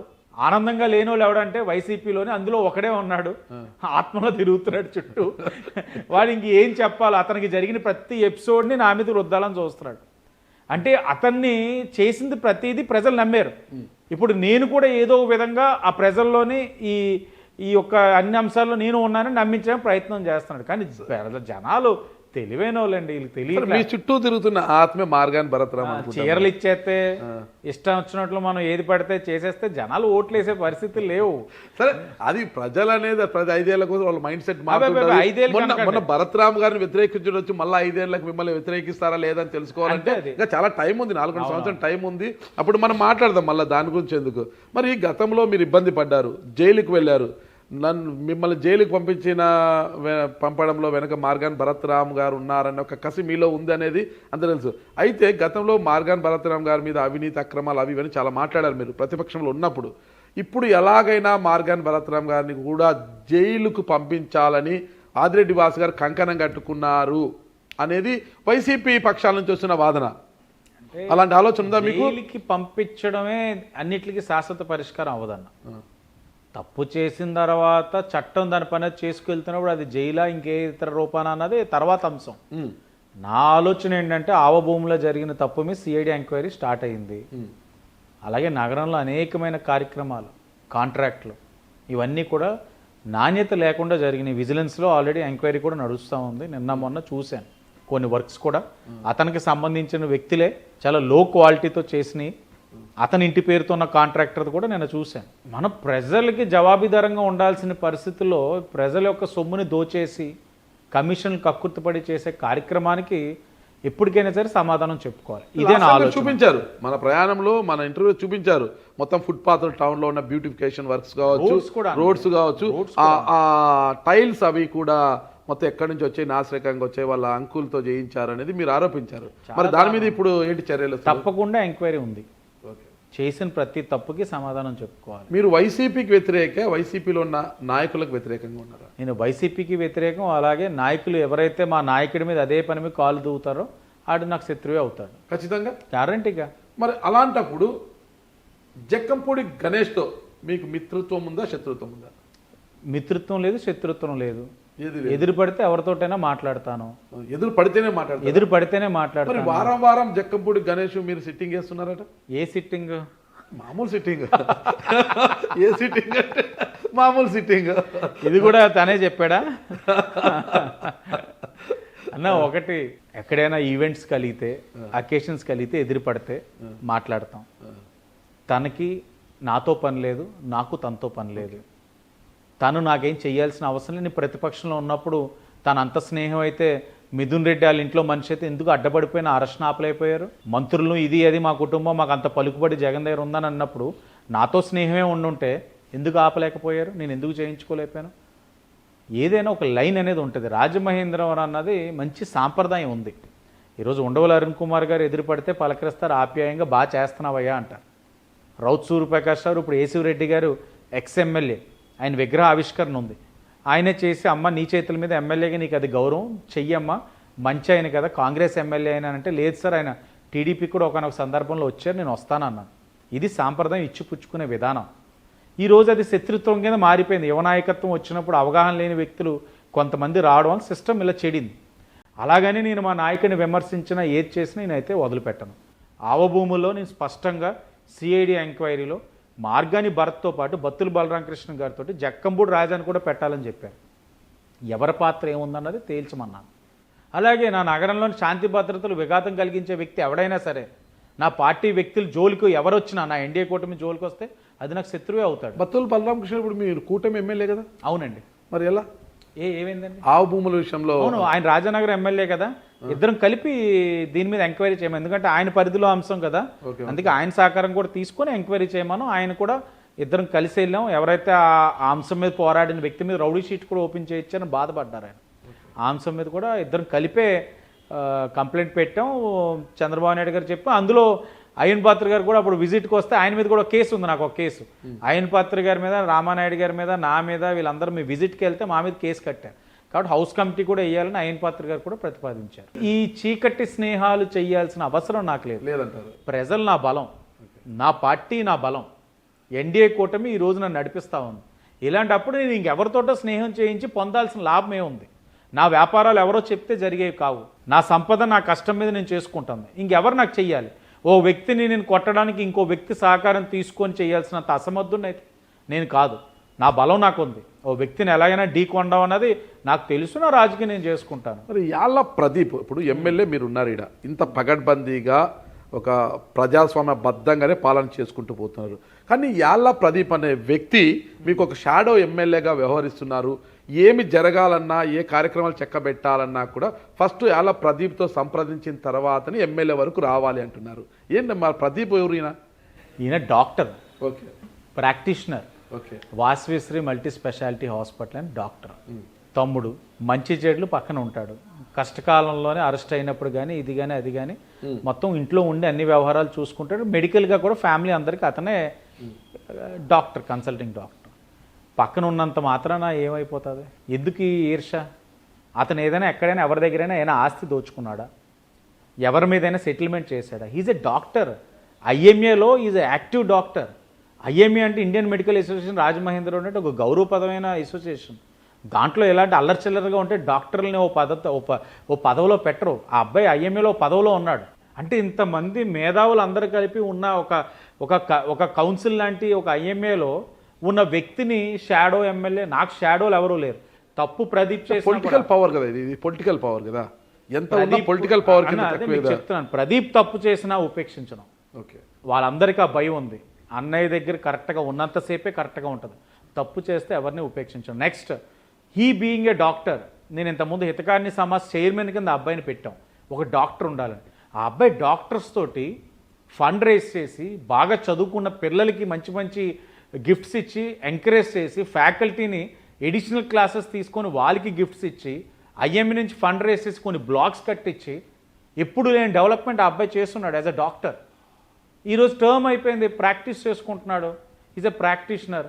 రోజుకి 100-150 ఓపీ ఉన్న అబ్బాయి నా షాడో ఎమ్మెల్యే కింద ఎందుకు బిహేవ్ చేయగలుగుతాడు? అండ్ అబ్బాయి చిన్నపిల్లాడు. నాకు చేసే అంత సామర్థ్యం కూడా అబ్బాయికి లేదు. అంటే ఏంటంటే కుటుంబంలో ఒకరు కనబడిన వెంటనే షాడో అనడం అన్నది ఆనవాయితీ. ఇప్పుడు ఆదిరెడ్డి అప్పారావు ఈ మధ్యన రాజకీయంగా ఆయన సూచనలు ఇవ్వడం వరకే పరిమితం అవుతామన్నారు. ఎందుకంటే ఎమ్మెల్యేగా నేనే ప్రజాక్షేత్రంలో ఉండాలి, ఆటుపోట్లు తెలుసుకోవాలి, నాలో పరిణితి రావాలని ఆయన నాకు ఆ ఫ్రీడమ్ ఇచ్చి ఆయన పరిధి బాగా తగ్గించుకున్నారు. సో ఇమీడియట్గా తమ్ముడుగా ఇప్పుడు ఇంత స్ట్రెస్ఫుల్ లైఫ్లో తమ్ముడు పక్కన ఉంటే కొంచెం కబుర్లు ఆడతాం, మెడికల్గా ఏవో కొన్ని ఇబ్బందులు ఉంటే చెప్పుకుంటాం, అలా తిరుగుతూ ఉంటారు. ఆ అబ్బాయి కూడా ఓపీ ట్యూస్డే అంటే కొద్దిగా తక్కువ ఉంటుంది, ఫ్రైడే తక్కువ ఉంటుంది. ఆ 2 రోజులు ఖాళీగా ఉన్నప్పుడు వస్తాడు, తిరుగుతాడు. అంత మాత్రాన షాడోలు అయిపోయి ఆ అబ్బాయి అయినా కాంట్రాక్టులు చేసేస్తున్నాడా? ఆ అబ్బాయి అయినా సెటిల్మెంట్లు చేసేస్తున్నాడా? ఎక్కడైనా ఆన్ రికార్డ్ చెప్పమానండి, ఇదిగో ఇక్కడ కూర్చున్నాం ఈ సైట్లోని, ఇదిగో ఈ అబ్బాయి ఇంత చేశాడు, వాళ్ళని ఇబ్బంది పెట్టాడు, వాళ్ళు వెళ్ళి పోలీస్ స్టేషన్లో ఈ అబ్బాయి మీద కంప్లైంట్ పెట్టి ఒక్కటే చెప్పమానండి. ఏది లేదే. అంటే నోరుంది కదా అని చెప్పి అలా విమర్శించుకుంటూ వెళ్తే ఎంతవరకు సబబు? ఇవన్నీ విషయాలు పక్కన పెడితే మీకు మరో 2 ఏళ్లలో ఒక మంచి అవకాశం రానుంది మీకు. అదే గోదావరి పుష్కరాలు. ఇక్కడ ఒక గొప్పతనం ఏమంటే 2003లో పుష్కరాలు వచ్చాయి. అప్పుడు టీడీపీ బాబు గారు ఉన్నారు. 2014లో మళ్ళీ బాబు గారు, 2015లో పుష్కరాలు వచ్చాయి. మళ్ళీ అప్పుడు బాబు గారే. మళ్ళీ ఇప్పుడు మళ్ళా 2027లో పుష్కరాలు వస్తాయి. మళ్ళీ చంద్రబాబు గారే సీఎం. ఇదొక గొప్ప రికార్డ్ ఇది. ప్లస్ ఈసారి పుష్కరాలకి సిట్టింగ్ ఎమ్మెల్యేగా ఆదిరెడ్డి వాసు గారు ఉండడం కూడా ఒక మంచి అవకాశం. అయితే గతంలో 2015లో పుష్కరాల సందర్భంగా భారీ అవినీతి జరిగిందనేసి ఒక షూటింగ్ అది ఇదంటూ ప్రజలను ఇబ్బంది పెడితే 23 మంది చనిపోయారని అప్పట్లో వైసీపీ పెద్ద ఎత్తున ప్రచారం చేసింది. అంటే గతంలో 2010లో పెద్ద ప్రచారం చేసింది. మన సినీ డైరెక్టర్ని తీసుకొచ్చేసి ఇక్కడ షూటింగ్లు చేయించడం, ఆ తొక్కిసలాట్లో చనిపోయారు, పెద్ద ఎత్తున అవినీతి జరిగిందన్నారు అనమాట. ఈసారి అలాంటి విమర్శలకు తావు లేకోకుండా ఎలాంటి చర్యలు తీసుకోబోతున్నారు? అంటే లాస్ట్ టైం ఏమైందంటేనండి, కోఆర్డినేషనల్ ఇష్యూస్ అయితే ఉన్నాయి. ఎందుకంటే ఆ ఇన్సిడెంట్ జరిగే టైంకి ఒక్కసారి చాలా ట్రైన్స్ ఆగిపోయినాయి, వచ్చినాయి ఒక్కసారి. అంటే కొద్దిగా టెక్నాలజీని కూడా ఆనాడు కొద్దిగా లింక్ చేసుకొని ప్రాపర్గా ఆర్గనైజ్డ్గా చేసుకోలేపారు. దానివల్ల అది వచ్చింది. అండ్ స్టాంపేడ్ అయితే జరిగింది, వాస్తవమే. దాన్ని మనం ఏదంటే ఎవరో తప్పని మనం అనలేము, కానీ అంత లార్జ్ స్కేల్లో జరిగినప్పుడు ఇంకా కొద్దిగా బెటర్గా చూసుకుంటూ ఉంటే బాగుండు. ఈసారి గత అనుభవాలన్నింటిని దృష్టిలో పెట్టుకొని ఇప్పటి నుంచే టెక్నాలజీని బాగా అనుసంధానం చేసుకొని ఒక రైల్వే కానీ, రోడ్ ఆర్టీసీ కానీ, అండ్ రోడ్ మార్గంలో వచ్చే అన్నిటినీ కూడా ఒక ప్రాపర్ టెక్నాలజీతో అప్గ్రేడ్ చేసుకుని ఒక రైలు ఇక్కడ ఘాట్స్లో రష్ ఉంది, మన కొన్ని పాయింట్స్ కోర్ పాయింట్లో రష్ ఉంది, పెరిఫరల్ పాయింట్స్ దగ్గర ఫ్రీగా ఉంటే ట్రైన్స్ని వదలాలి. లేదంటే ఏ కడియం దగ్గర ఎక్కడ ఆపి అక్కడ కొన్ని షెల్టర్స్ పెట్టి జనాలు అక్కడ సేద తీర్చుకొని రిఫ్రెష్ అయ్యి అక్కడి నుంచి బస్సెస్లో ఊరికి వచ్చేటట్లు ఇలా ఇప్పటి నుంచే ఒక ప్రాపర్ ఆర్గనైజ్డ్ సిస్టమ్ క్రియేట్ చేసుకుంటూ రాష్ట్ర ప్రభుత్వాన్ని కూడా మనం చేయబోయే అభివృద్ధి కార్యక్రమాలు ఏంటి రిక్వైర్మెంట్ డిపిఆర్స్ అని పంపించడం జరిగింది, సెంటర్ కూడా పంపించడం జరిగింది. అఖండ గోదావరి ఏదైతే మన 100 కోట్లు సుమారు శాంక్షన్ అయి ఉంది, హ్యావ్లాక్ బ్రిడ్జ్ మీద ఏదైతే అభివృద్ధి కార్యక్రమాలు, ఘాట్స్ని కూడా అభివృద్ధి చేసే కార్యక్రమం కూడా 100 crores కూడా శాంక్షన్ అయింది. ఇవన్నీ కూడా 2027 అంటే 2026లో స్టార్ట్ చేయడం కాదు, వే హెడ్ 2024 నుంచి స్టార్ట్ చేసాం. అంటే ఒక కన్స్ట్రక్టివ్ డెవలప్మెంట్. ఏదో పుష్కరాలంటే రాజమండ్రి సిటీ కాదు, రాజమండ్రి రూరల్, రాజానగరం, కొవ్వూరు, ఇది ఏదైతే గోదావరికి అనుసంధానంగా ఉన్న అన్ని నియోజకవర్గాలను కూడా ఒక కన్స్ట్రక్టివ్ డెవలప్మెంట్ చేయాలని ఒక ఆలోచనతో, అది కూడా సస్టైన్ అయ్యేటట్లు, ఆ డెవలప్మెంట్ కూడా లాంగ్ రన్ సస్టైన్ అయ్యి బీటీ రోడ్స్ కదా అన్ని సీసీ రోడ్స్ వేసేటట్లు, ఎక్కడ అవినీతికి అవకాశం ఇవ్వకుండా చేసే కార్యక్రమం అయితే శ్రీకారం చుట్టాం. కేంద్రంతో అనుసంధానం చేసి అక్కడి నుంచి రావాల్సినవి అన్నీ కూడా గౌరవ ఎంపీ గారు పురంధేశ్వరి గారు ఫాలోఅప్ చేస్తున్నారు. టూరిజం మంత్రి గారు ఇక్కడ ఉన్నారు కాబట్టి ఆయన చేయాల్సిన కార్యక్రమం చేస్తున్నారు. ఎమ్మెల్యేలుగా మేము కార్పొరేషన్ పరిధి నుంచి అన్నీ జరుగుతాయి కాబట్టి ఇవ్వాల్సిన ప్రతిపాదనలు మొన్న గౌరవ మంత్రి నారాయణ గారు కూడా వచ్చారు. పక్కన నియోజకవర్గం మనం పక్కన పెడితే టౌన్లో మీకు చేసే అవకాశం లేక బ్యూటిఫికేషన్ పేరుతో మార్గన్ భరత్రామ్ గారు అప్పట్లో చాలా అందంగా తీర్చిదిద్దారు కదా టౌన్ని. మీకు ఒక వందనం, మీకు ఒక దన్నం. వేసిన ఓపెన్ ఎయిర్ థియేటర్ పెట్టారు, వాకెన్ స్ట్రీట్ పెట్టారు, మొత్తం కూడా పార్క్ని దివాన్ చెరువుని అంతా కూడా ఒక మంచి గార్డెన్ గా తీర్చిదిద్దారు. ఒక బ్యూటిఫికేషన్ పేరుతో చాలా అందంగా తీర్చిదిద్దారు కదా. మీకు ఆ పని లేదు కదా ఇప్పుడు. నువ్వు కూడా లోపల నవ్వుకుంటున్నావు కదా, నువ్వు నవ్వుతున్నావు. అడుగుతున్నంతసేపు ట్విన్ సిటీస్ వరకు రాలేదు కానీ నువ్వు లోపల నవ్వుకుంటున్నావు. పాడు చేస్తావు కదా నా జీవితాన్ని. నేను చేయడం ఏంటన్నా, మీరు నన్ను ఇరికించమాకండి మధ్యలో. అతను చేసింది అంతా కూడా ఎండిపోయిందన్నా, ఎండిపోయి మొత్తం అన్నీ కూడా ఇప్పుడు మళ్ళీ అంతా కూడా సరి చేసుకుంటూ వస్తా ఉన్నాం. అది సుందరీకరణ అన్నది నేను పదే చెప్పేవాడు. 60-80 లక్షలు పెట్టి మొక్కలు వేసారు. మొక్కలు వేసినప్పుడు నగరంలో 20 మందే గార్డెనర్లు ఉన్నారు. పార్కులన్నింటిని చూసుకోవాలి. ఇవన్నీ ఎప్పుడు చేస్తావు అంటే నీకు అవకాశం ఉన్నప్పుడు కొత్తగా గార్డెనర్స్ని తీసుకోవాలి, లేకపోతే ఆ వాటరింగ్ చేసే వెహికల్స్ తీసుకోవాలి. ఏది తీసుకోకపోవడం వల్ల సుందరీకరణ అన్నది స్మాష్. ఇప్పుడు మనకి సుందరీకరణ వల్ల జరిగేది ఏమీ లేదన్న. ఇక్కడ అనేకమైన రోడ్లు వేసుకోవాలి, డ్రైన్స్ వేసుకోవాలి, ఇంకా మనం కొన్ని కమ్యూనిటీ సెంటర్స్ కట్టుకోవాలి. ఎందుకంటే ఇప్పుడు కమ్యూనిటీ సెంటర్స్ అన్నీ కూడా ఏదైతే హాల్స్ ఉన్నాయో అన్ని సచివాలయాలు తీసేసుకున్నారు. ఇప్పుడు మధ్యతరగతి వారు అయితే ఓకే, దిగువ మధ్యతరగతి వాళ్ళకి మనం కమ్యూనిటీ హాల్స్ ఎందుకు కట్టి ఉన్నాం? చిన్న పెళ్ళిళ్ళు చేసుకోవడానికి, లేకపోతే ఇవి అన్ని సచివాలయాలకు వెళ్ళిపోతే ఇప్పుడు వాళ్ళు ఎక్కడ పెళ్ళిళ్ళు చేసుకుంటారు? రోడ్లు మీద చేసుకోలేరు కదా. జంక్షన్స్ డెవలప్ చేసుకోవాలి. చెయ్యాల్సిన కార్యక్రమం చాలా ఉంది. అతను 2-3 జంక్షన్లు తీసేసుకొని అదే చేసేసి రాజమండ్రి అంతా ఉందంటే, రాజమండ్రి ప్రజల్ని మరలా చెప్తా ఉన్నాను, చాలా మేధావులు.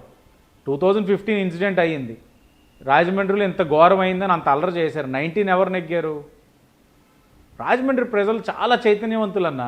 కానీ మనం వాళ్ళు ఏదో అంటున్నారు ఒకటి ఒకటే, చేసి గత పుష్కరాల సమయంలో బోయపాటి శ్రీను తీసుకొచ్చారు, సార్ రాజమౌళిని తీసుకొస్తారేమో, సపరేట్ ఘాట్ పెట్టుకుంటారేమో షూటింగ్ కోసం అనేది ఆరోపణలు చేస్తున్నారు. చేద్దామన్నా, చెయ్యాలి కదా. రాజమౌళి గారే ఇంకా బెటర్గా ఉన్న వ్యక్తిని తీసుకొద్దాం. రాజమౌళి గారు ఇప్పుడు హైయెస్ట్ అని. హయ్యర్ ఆయనైనా అయితే ఎవరైనా, నాకు మూవీస్ తక్కువ కాబట్టి ఎవరున్నా మంచోని తెద్దాం, చెయ్యాలి. బ్రాండ్ ఏపీ Separate ఘాట్ పెడతారేమన్నా? సెపరేట్ ఘాట్ కాదు, ఈ ఘాట్స్ లోనే. ఇప్పుడు మనం కూడా లాస్ట్ టైం తప్పు, ఈ యొక్క ఎవరైతే ప్రజలు కూడా అపోహ ఏంటంటే ఒక ముహూర్తం టైం ఉంటుంది, ఆ ముహూర్తం టైం పుష్కర్ ఘాట్లో ములిగితేనే పుణ్యం అనుకుంటారు. కాదు, గోదావరి నదిలో ఎక్కడ ములిగినా పుణ్యమే. ఈ మెసేజ్ని మనం రైట్ వేలో తీసుకెళ్ళాలి. ఇప్పుడు 40 కోట్ల మంది వస్తూ ఉన్నారు, ఇది కుంభమేళ, అంతమందిని అక్కడ క్యాటర్ చేయగలుగుతా ఉన్నప్పుడు ఇక్కడ 12 కోట్లు మేము ఆలోచిస్తూ ఉన్నాం. చేస్తున్నప్పుడు ఆ కుంభమేళాకి ఏ విధమైనది బ్రాండ్ ఇమేజ్ క్రియేట్ చేశారు, మనం కూడా చెయ్యాలి. ఏపీకి ఇప్పుడున్న పరిస్థితుల్లో ఒక బ్రాండ్ ఇమేజ్ తీసుకురావడంతో పాటు, ఒకటి ఇది పుష్కరాలు అన్నది ఒక మేజర్ యాక్టివిటీ. గౌరవ ప్రధాని గారు వస్తారు, ప్రపంచ దేశాల నుంచి అందరూ వస్తారు. కోవిడ్లో కోల్పోయిన కుటుంబ సభ్యులు అందరికీ కూడా తీసుకొచ్చి గోదావరిలోని ఆ కార్యక్రమం, పుణ్య కార్యక్రమం చేయాలని అనేక మంది వస్తారు. వచ్చినప్పుడు బ్రాండ్ ఇమేజ్ పెంచుకోవాలని అనుకున్నప్పుడు ఒక యాక్టివిటీ చేయడం కరెక్ట్. కానీ ఆ యాక్టివిటీ ఏంటంటే ప్రజలకు ఇబ్బంది లేకుండా చేసే కార్యక్రమం ఈసారి ఎలాగన్నది. ఎందుకంటే ఘాట్స్ని కూడా ఎక్స్పాండ్ చేస్తున్నాం, రాజనగరం వరకు కూడా ఘాట్స్ వెళ్తా ఉన్నాయి. కాబట్టి ఎక్కడ మనకి ఎమికబుల్గా ఉంది, పబ్లిక్కి అసౌకర్యం కలగకుండా, వారికి ఏ విధమైన ఇబ్బందులు కలగకుండా ఎక్కడ చేయాలో చూసి గ్యారంటీగా ఆ బ్రాండ్ యాక్టివిటీ అనేది చెయ్యాలి. బ్రాండ్ యాక్టివిటీ, బ్రాండ్ పదే అంటున్నారు అనమాట. AP brand. ఓకే, అదే ఏపీ బ్రాండ్ను రాజమండ్రి నుంచి ఇనుమడింపజేసేందుకు మార్గాన్ భరత్రామ్ గారు ఆ రోజు ఒక పెద్ద ప్రణాళిక రచించారు. ఆయన ఎమ్మెల్యేగా గెలిచి ఉండి వాళ్ళ పార్టీ మళ్ళీ అధికారంలోకి వచ్చి ఉండింటే గిన రాజమండ్రిని మరింత అభివృద్ధి చేసేందుకు ప్రణాళిక చేశారు ఆయన. ఒకటి, కాకినాడ రాజమండ్రిని ట్విన్ సిటీస్ చేస్తానన్నారు ఆయన. మీరు నవ్వద్దండి, నేను నవ్వట్లే. రాజమండ్రికి ఒక రింగ్ రోడ్ తెస్తామన్నారు ఆయన. రాజమండ్రికి 4వ ఫ్లైఓవర్ అంటే రైల్వే బ్రిడ్జిని ఒకటి తీసుకొస్తామన్నారు ఆయన. రాజమండ్రికి ఒక ఇంటర్నేషనల్ స్టేడియము, ఒక ఎయిర్పోర్టు, ఇన్ని తీసుకొస్తామన్నారు ఆయన. ఇంత పథకరచన చేసి ఇంత ప్రణాళిక రూపొందించుకొని ఇక అధికారం వచ్చిన వెంటనే ఇవన్నీ కూడా చేసేయాలని లక్ష్యంతో ఉన్నారు. కాలం చిన్న చూపు చూసింది, ఆయన ఓడిపోయారు, వాళ్ళ పార్టీ అధికారంలోకి. సరే, మార్గాన్ భరత్రామ్ గారు ఓడిపోయారు, మీరు గెలిచారు, ఇవన్నీ మీరు చేస్తారా? అంత లక్ష్య సాధికుడిని అయితే నేను కాదు, నాకు అన్ని లక్ష్యాలు లేవు, చాలా చిన్నవి అన్న. రాజమండ్రికి మంచి కనెక్టివిటీ ఫ్లైట్స్ తేవాలని అనుకున్నాను. బాంబేకి డైరెక్ట్ కనెక్టివిటీ ఫ్లైట్ తీసుకొచ్చా, ఢిల్లీకి ఒక ఫ్లైట్ వచ్చింది, హైదరాబాద్కి కూడా ఏటీఆర్స్ తీసి ఎయిర్ బస్సులు వేయించాం. ఎయిర్పోర్ట్ ఎక్స్పాన్షన్ ఏదైతే న్యూ టెర్మినల్ కట్టుకుంటామో నెక్స్ట్ ఇయర్ ఓపెనింగ్. అంటే ఇప్పుడు దాకా ఏటీఆర్ ఫ్లైట్స్ ఉన్న ఈ రాజమండ్రి ఈ రోజున ఎయిర్ బస్ అంటే ఇంటర్నేషనల్ ఫ్లైట్స్ కూడా ల్యాండ్ బామర్ది పని నాకే ఉంది, నాకు ఏవియేషన్ మంత్రి గారే ఇవ్వాలి ఏంటది. మేము ప్రతిపాదనలు పెట్టుకుంటాం, చేసుకోగలిగితే అవుతాయి పనులు. నువ్వే ఉన్నావు లాస్ట్ టైము, కేంద్రంతో బాగానే ఉన్నారు, ఎందుకు చేయలేకపోయావు? నేను కేంద్రంలో ఎంత పరిచయం, నాకు అంత పలుకుబడి ఉంది, నన్ను హీరో అంటున్నారని అన్నావు, వెళ్ళి ఎందుకు నువ్వు చేయలేకపోయావు? ఇప్పుడు ఈ ఓవర్ 6 monthsలో ఎందుకు చేయగలిగాం? ఒక ఆలోచన, ఒక విజన్. ఎంపీ గారు మేము అనుకున్నాం ఇవి చెయ్యాలని, 3-4 నెలల్లోనే తేగలిగాం. బాంబేకి డైరెక్ట్ కనెక్టివిటీ ఫ్లైట్ తీసుకొచ్చాం, ఢిల్లీకి డైరెక్ట్ కనెక్టివిటీ ఫ్లైట్ తీసుకొచ్చాం. ఇప్పుడు దాకా ఏటీఆర్సే ఉన్నాయి ఎయిర్పోర్ట్లో, ఎయిర్ బస్సులు తీసుకురాగలిగాం. ఎయిర్పోర్ట్ ఎక్స్పాన్షన్ అవుతా ఉంది. ఇంటర్నేషనల్ స్టేడియం ఏదైతే ఉందో మన గౌరవ ముఖ్యమంత్రి గారు వచ్చినప్పుడు అడిగితే, ఆయన ఏదైతే ఆంధ్ర క్రికెట్ అసోసియేషన్ సానా సతీష్ గారు ఉన్నారు, కోఆర్డినేట్ చేసి ల్యాండ్ ఏదో ఒకలా చూసి కట్టాలని అన్నారు. ఆంధ్ర క్రికెట్ అసోసియేషన్ కూడా చాలా సీరియస్గా ఉంది. ఇప్పుడు టార్గెట్ మంగళగిరి మీద ఉన్నారు. మంగళగిరి అయిన తర్వాత కడపకి వెళ్ళి, కడపలోని ఇంకా చేయాల్సిన కొన్ని పనులు ఉన్నాయి, స్టేడియం, ఇంటర్నేషనల్ స్టేడియం. అది అయిన తర్వాత టార్గెట్ 3 వచ్చి రాజమహేంద్రవరాన్ని పెట్టాలని ఒక ఆలోచనతోటి కేసినేని చిన్ని గారు, సతీష్ గారు ఉన్నారు, అది కోఆర్డినేట్ చేసుకుంటున్నాం. ఈ ఇంటర్నేషనల్ స్టేడియం అన్నది ఆ అబ్బాయి చెప్పింది కాదు, 2014-19లో మనం పెట్టిన ప్రతిపాదనలో అబ్బాయి తీసుకొచ్చాడు తెర మీదకి. ఆ అబ్బాయి ఎవరు? భరత్రామ్. అబ్బాయి అంటుంటే అబ్బాయి కాదండి, ఆయన కాదా? ఒక మాజీ ఎంపీ. అబ్బాయి కాదంటు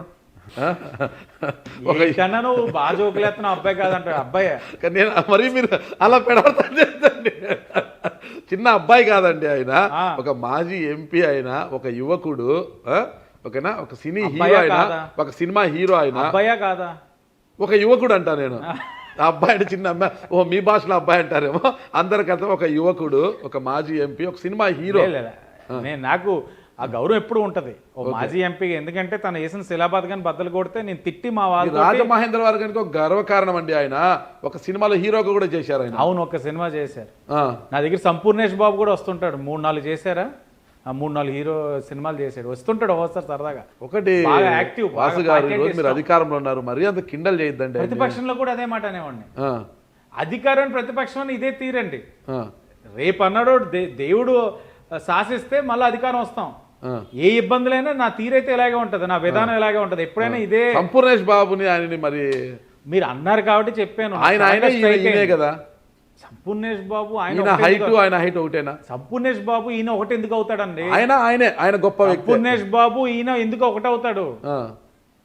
మీరు నా దగ్గర సంపూర్ణేష్ బాబు కూడా వస్తారంటున్నారే? అవును, పరిచయం అంటున్నాను. Okay okay okay.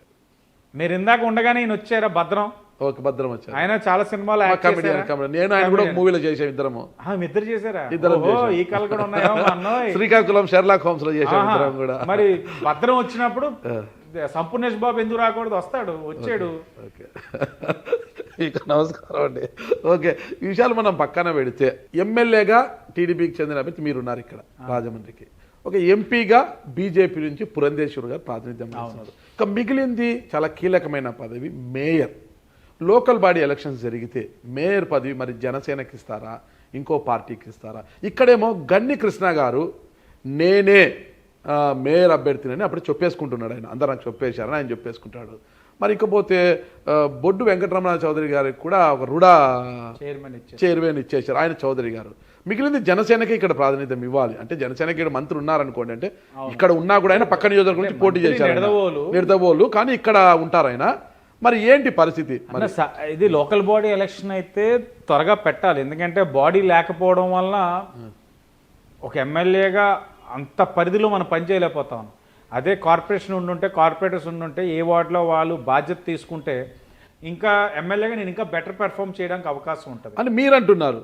అక్కడి నుంచి వస్తున్న వాదన, అంటే మీ ప్రత్యర్థుల నుంచి వస్తున్న వాదన వేరే ఉంది. స్థానిక సంస్థలు ఇప్పుడిప్పుడే జరపడానికి ఆదిరెడ్డి వాసు గారికి ఇంట్రెస్ట్ లేదు, ఎందుకంటే మేయర్ వస్తే అతని పవర్ తగ్గిపోతుంది, అతని పరిధి తగ్గిపోతుంది అనే ఉద్దేశంతో ఎన్నికలు నిర్వహించడానికి సిద్ధంగా లేరు ఆదిరెడ్డి వాసు గారు. ఎంత విజ్ఞత లేని వాళ్ళంటే, మేయరే, ఎమ్మెల్యే. నా పరిధి నాకు ఉంటుంది, మేయర్గా వాళ్ళ పరిధి వాళ్ళకు ఉంటుంది. నా తల్లి మేయర్ చేస్తున్నారు, ఆవిడ ఏంటో రూల్స్ అండ్ రెస్పాన్సిబిలిటీస్ నాకు తెలుసు. ఫైనల్గా ఎమ్మెల్యేదే సేవ్ ఉంటుంది, ఆయన బట్టే జరుగుతుంది. ఒక కౌన్సిల్ వ్యవహారం కానీ, కార్పొరేషన్లో జరిగే విధానాలు, కార్పొరేషన్లో ట్రాన్స్ఫర్స్ కానీ, ఫైనల్ ఎవరన్నది ఎమ్మెల్యే ఇస్ ద సుప్రీం. నా తల్లి మేయర్గా ఉన్నప్పుడు నేను చెప్తున్నాను, ఆ రోజు అదే జరిగింది, ఈ రోజు అదే జరుగుతుంది. వీళ్ళు 5 సంవత్సరాల నుంచి కార్పొరేషన్ ఎలక్షన్స్ ఎందుకు పెట్టలేదు? వీళ్ళు వైసీపీ వాళ్ళు 5 సంవత్సరాల నుంచి ఎందుకు పెట్టలే? ఇంటి ఈ అపోహలో బతికేసి ఉంటారు ఇప్పుడు దాకా. అమ్మో ఇంకో పవర్ సెంటర్, ఇప్పటికే 4 పవర్ సెంటర్లు ఉన్నట్లున్నాయి వైసీపీ రాజమండ్రి సిటీలో, ఇది ఒకటి తయారవుతుందని పెట్టలా. మేమైతే పెడతాం, పుష్కరాల లోపే పెట్టే ఆలోచన. ఇంకొకటి, గన్ని కృష్ణ గారు వెరీ సీనియర్ లీడర్, ఆయన ఆశించడంలో ఏ విధమైన తప్పు లేదు, ఆయన అర్హులే. బట్ జనసేనగా కూడా వారు ఆశిస్తూ ఉన్నారు. జనసేన ఇన్ఛార్జ్ సత్యనారాయణ గారు ఆశిస్తున్నారని మొన్న అది కూడా మాట బయటకు వచ్చింది.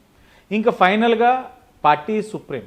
ఆకుల సత్యనారాయణ గారు జనసేన ఆకులు కాదన్న, ఆయన అనుశ్రీ సత్యనారాయణ గారు అని అంటాం, అనుశ్రీ థియేటర్ నేమ్ కాబట్టి. సో ఇది ఫైనల్గా ఇంక పార్టీ సే. ఇప్పుడు చంద్రబాబు నాయుడు గారు, పవన్ కళ్యాణ్ గారి నిర్ణయం, వాళ్ళు ఎవరు నిర్ణయిస్తారో అది ఫైనల్. అది ఈ కూటమి సమీకరణ రీత్యా ఇదైతే విషయం అయితే ఇది. కాబట్టి పార్టీ ఏం చెప్తే చేయడం, పార్టీ విధేయులుగా మన కార్యక్రమాన్ని చేయడం. బట్ కార్పొరేషన్ అయితే అట్ ద ఎర్లియస్ట్ పెట్టించాలి, ఎందుకంటే మనకి కొన్ని ఫైనాన్స్ కమిషన్ ఫండ్స్ కూడా రావట్లా. ఎలక్షన్ అవ్వలేదని 5 ఏళ్ళు వీళ్ళు చేసిన తప్పు వలన ఎన్నో నిధులు కోల్పోతా ఉన్నాం.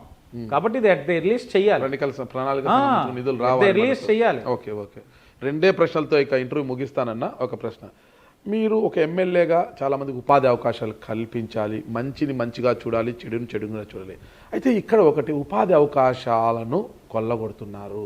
ఒక ఆసుపత్రిలో సుదీర్ఘ కాలంగా ఎన్నో సంవత్సరాల నుంచి ఒక మహిళ ఒక మెడికల్ స్టోర్ను నిర్వహిస్తుంటే, ప్రభుత్వ ఆసుపత్రి దగ్గర ఉన్న ఫలంగా మీరు అధికారంలోకి వచ్చుంటే ఆ మెడికల్ స్టోర్ని ఖాళీ చేయమని ఆదేశించి మీ అనుయాయులకు అక్కడ పెట్టించడానికి ప్రయత్నిస్తున్నారు. ఆమె ఉపాధి అవకాశాలను మీరు కొల్లగొట్టారు అని ఆరోపణలు. ఇది రీసెంట్గానే నా దృష్టిలో కూడా వచ్చింది. ఇప్పుడు ఆవిడ గత ప్రభుత్వంలో చేస్తూ ఉన్నారు, ప్రభుత్వం మారింది, అది ఎర్స్ట్వైల్ డిస్ట్రిక్ట్గా వచ్చిన ప్రాసెస్. ఎర్స్ట్వైల్ డిస్ట్రిక్ట్గా వచ్చినప్పుడు డిఆర్డిఏ నుంచి ఆ షాప్స్ ఇస్తారు. ఇప్పుడు ఇది కొత్త జిల్లా, ఇది ఈస్ట్ గోదావరి. అంటే ఇప్పుడు మెప్మాకి ఇవ్వాలి. అది మెప్మాకి ఇవ్వాలన్నప్పుడు ఈ యొక్క డిఆర్డిఏ రూరల్ నుంచి ఎవరికి అక్కడ పెట్టే అర్హత లేదు. లేనప్పుడు ఏదైతే ఈ యొక్క గవర్నమెంట్ హాస్పిటల్ నుంచి కలెక్టర్ గారి దగ్గరికి వెళ్ళే ప్రతిపాదనలు యాజ్ పర్ ప్రొసీజర్ ఏదైతే జరిగినాయి అదే జరుగుతా ఉంది.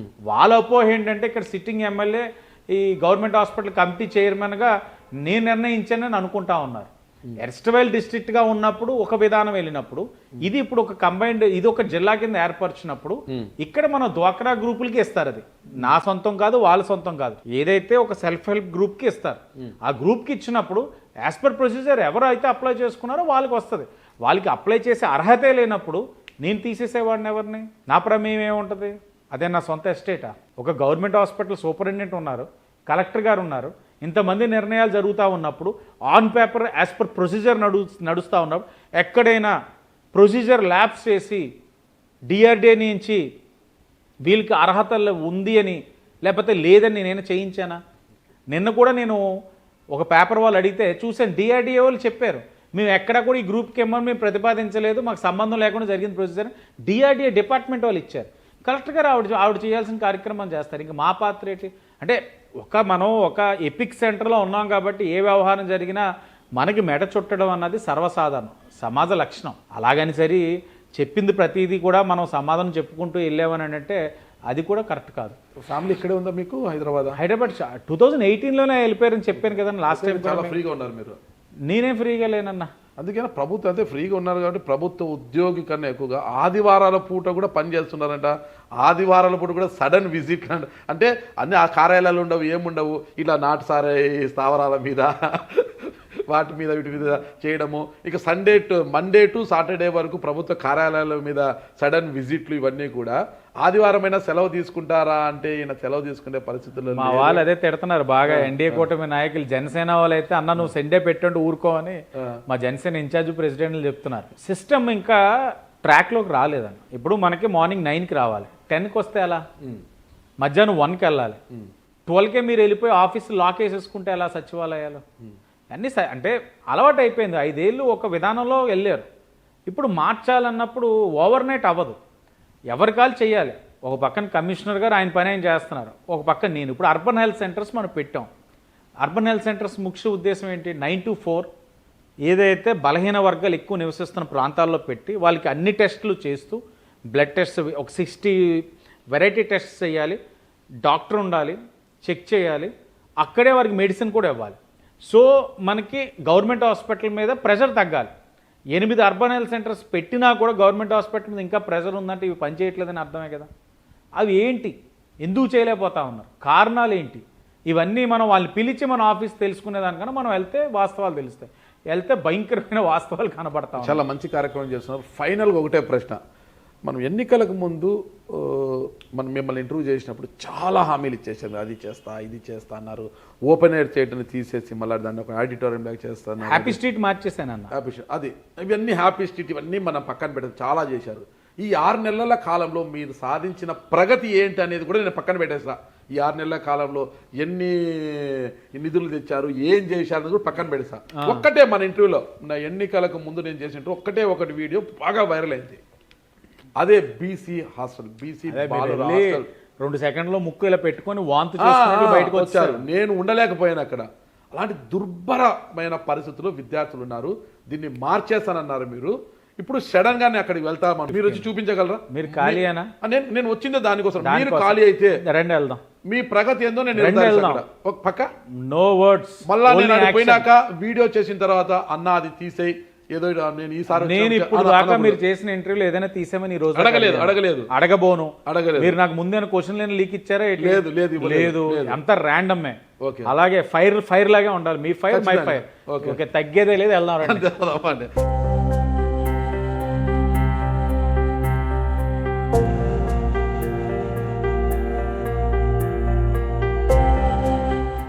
గతంలో దీని గురించి చూపించారు, చాలా వైరల్ అయింది కదా.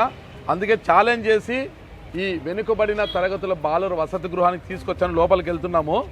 చాలా చిందరవందరగా ఉంది లాస్ట్ టైం మనం వచ్చినప్పుడు ఇక్కడ ఎలక్షన్స్ ముందు.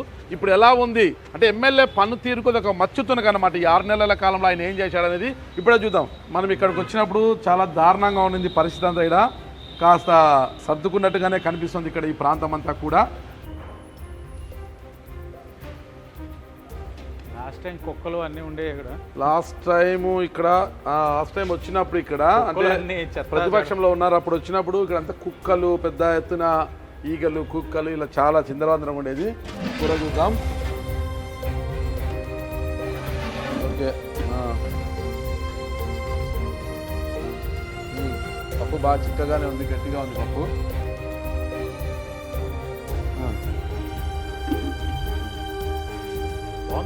బాగుందా? చాలా బాగుంది.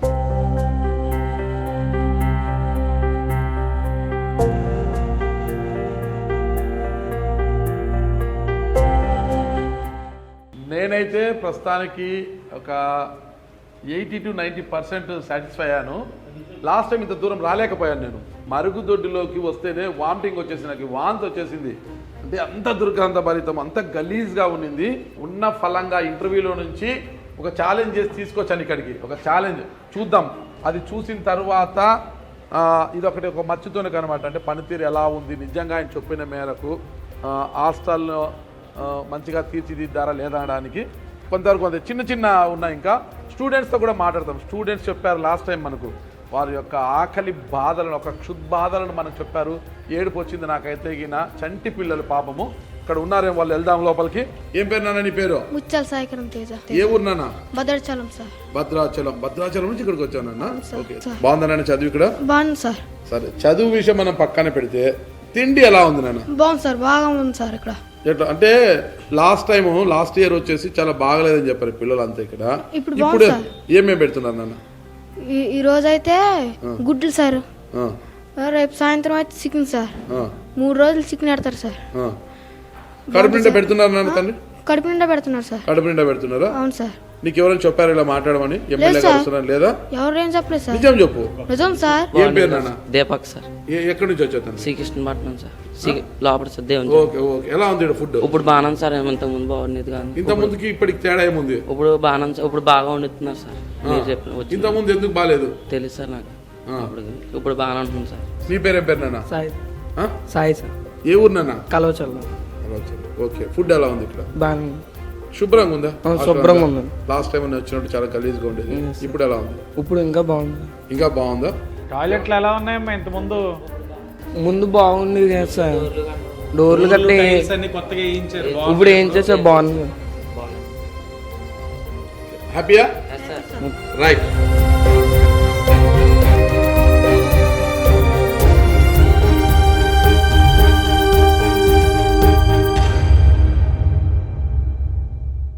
లాస్ట్ టైం ఇది నాకు కనిపించలేదు. ఈసారి చూడండి, చాలా చక్కగా కిందంతా కార్పెట్ కూడా వేశారు. టైల్స్ అది చాలా చక్కగా టైల్స్ వేసి కార్పెట్ కూడా వేశారు. ఒక డిజిటల్ క్లాస్ రూమ్. ఓకే.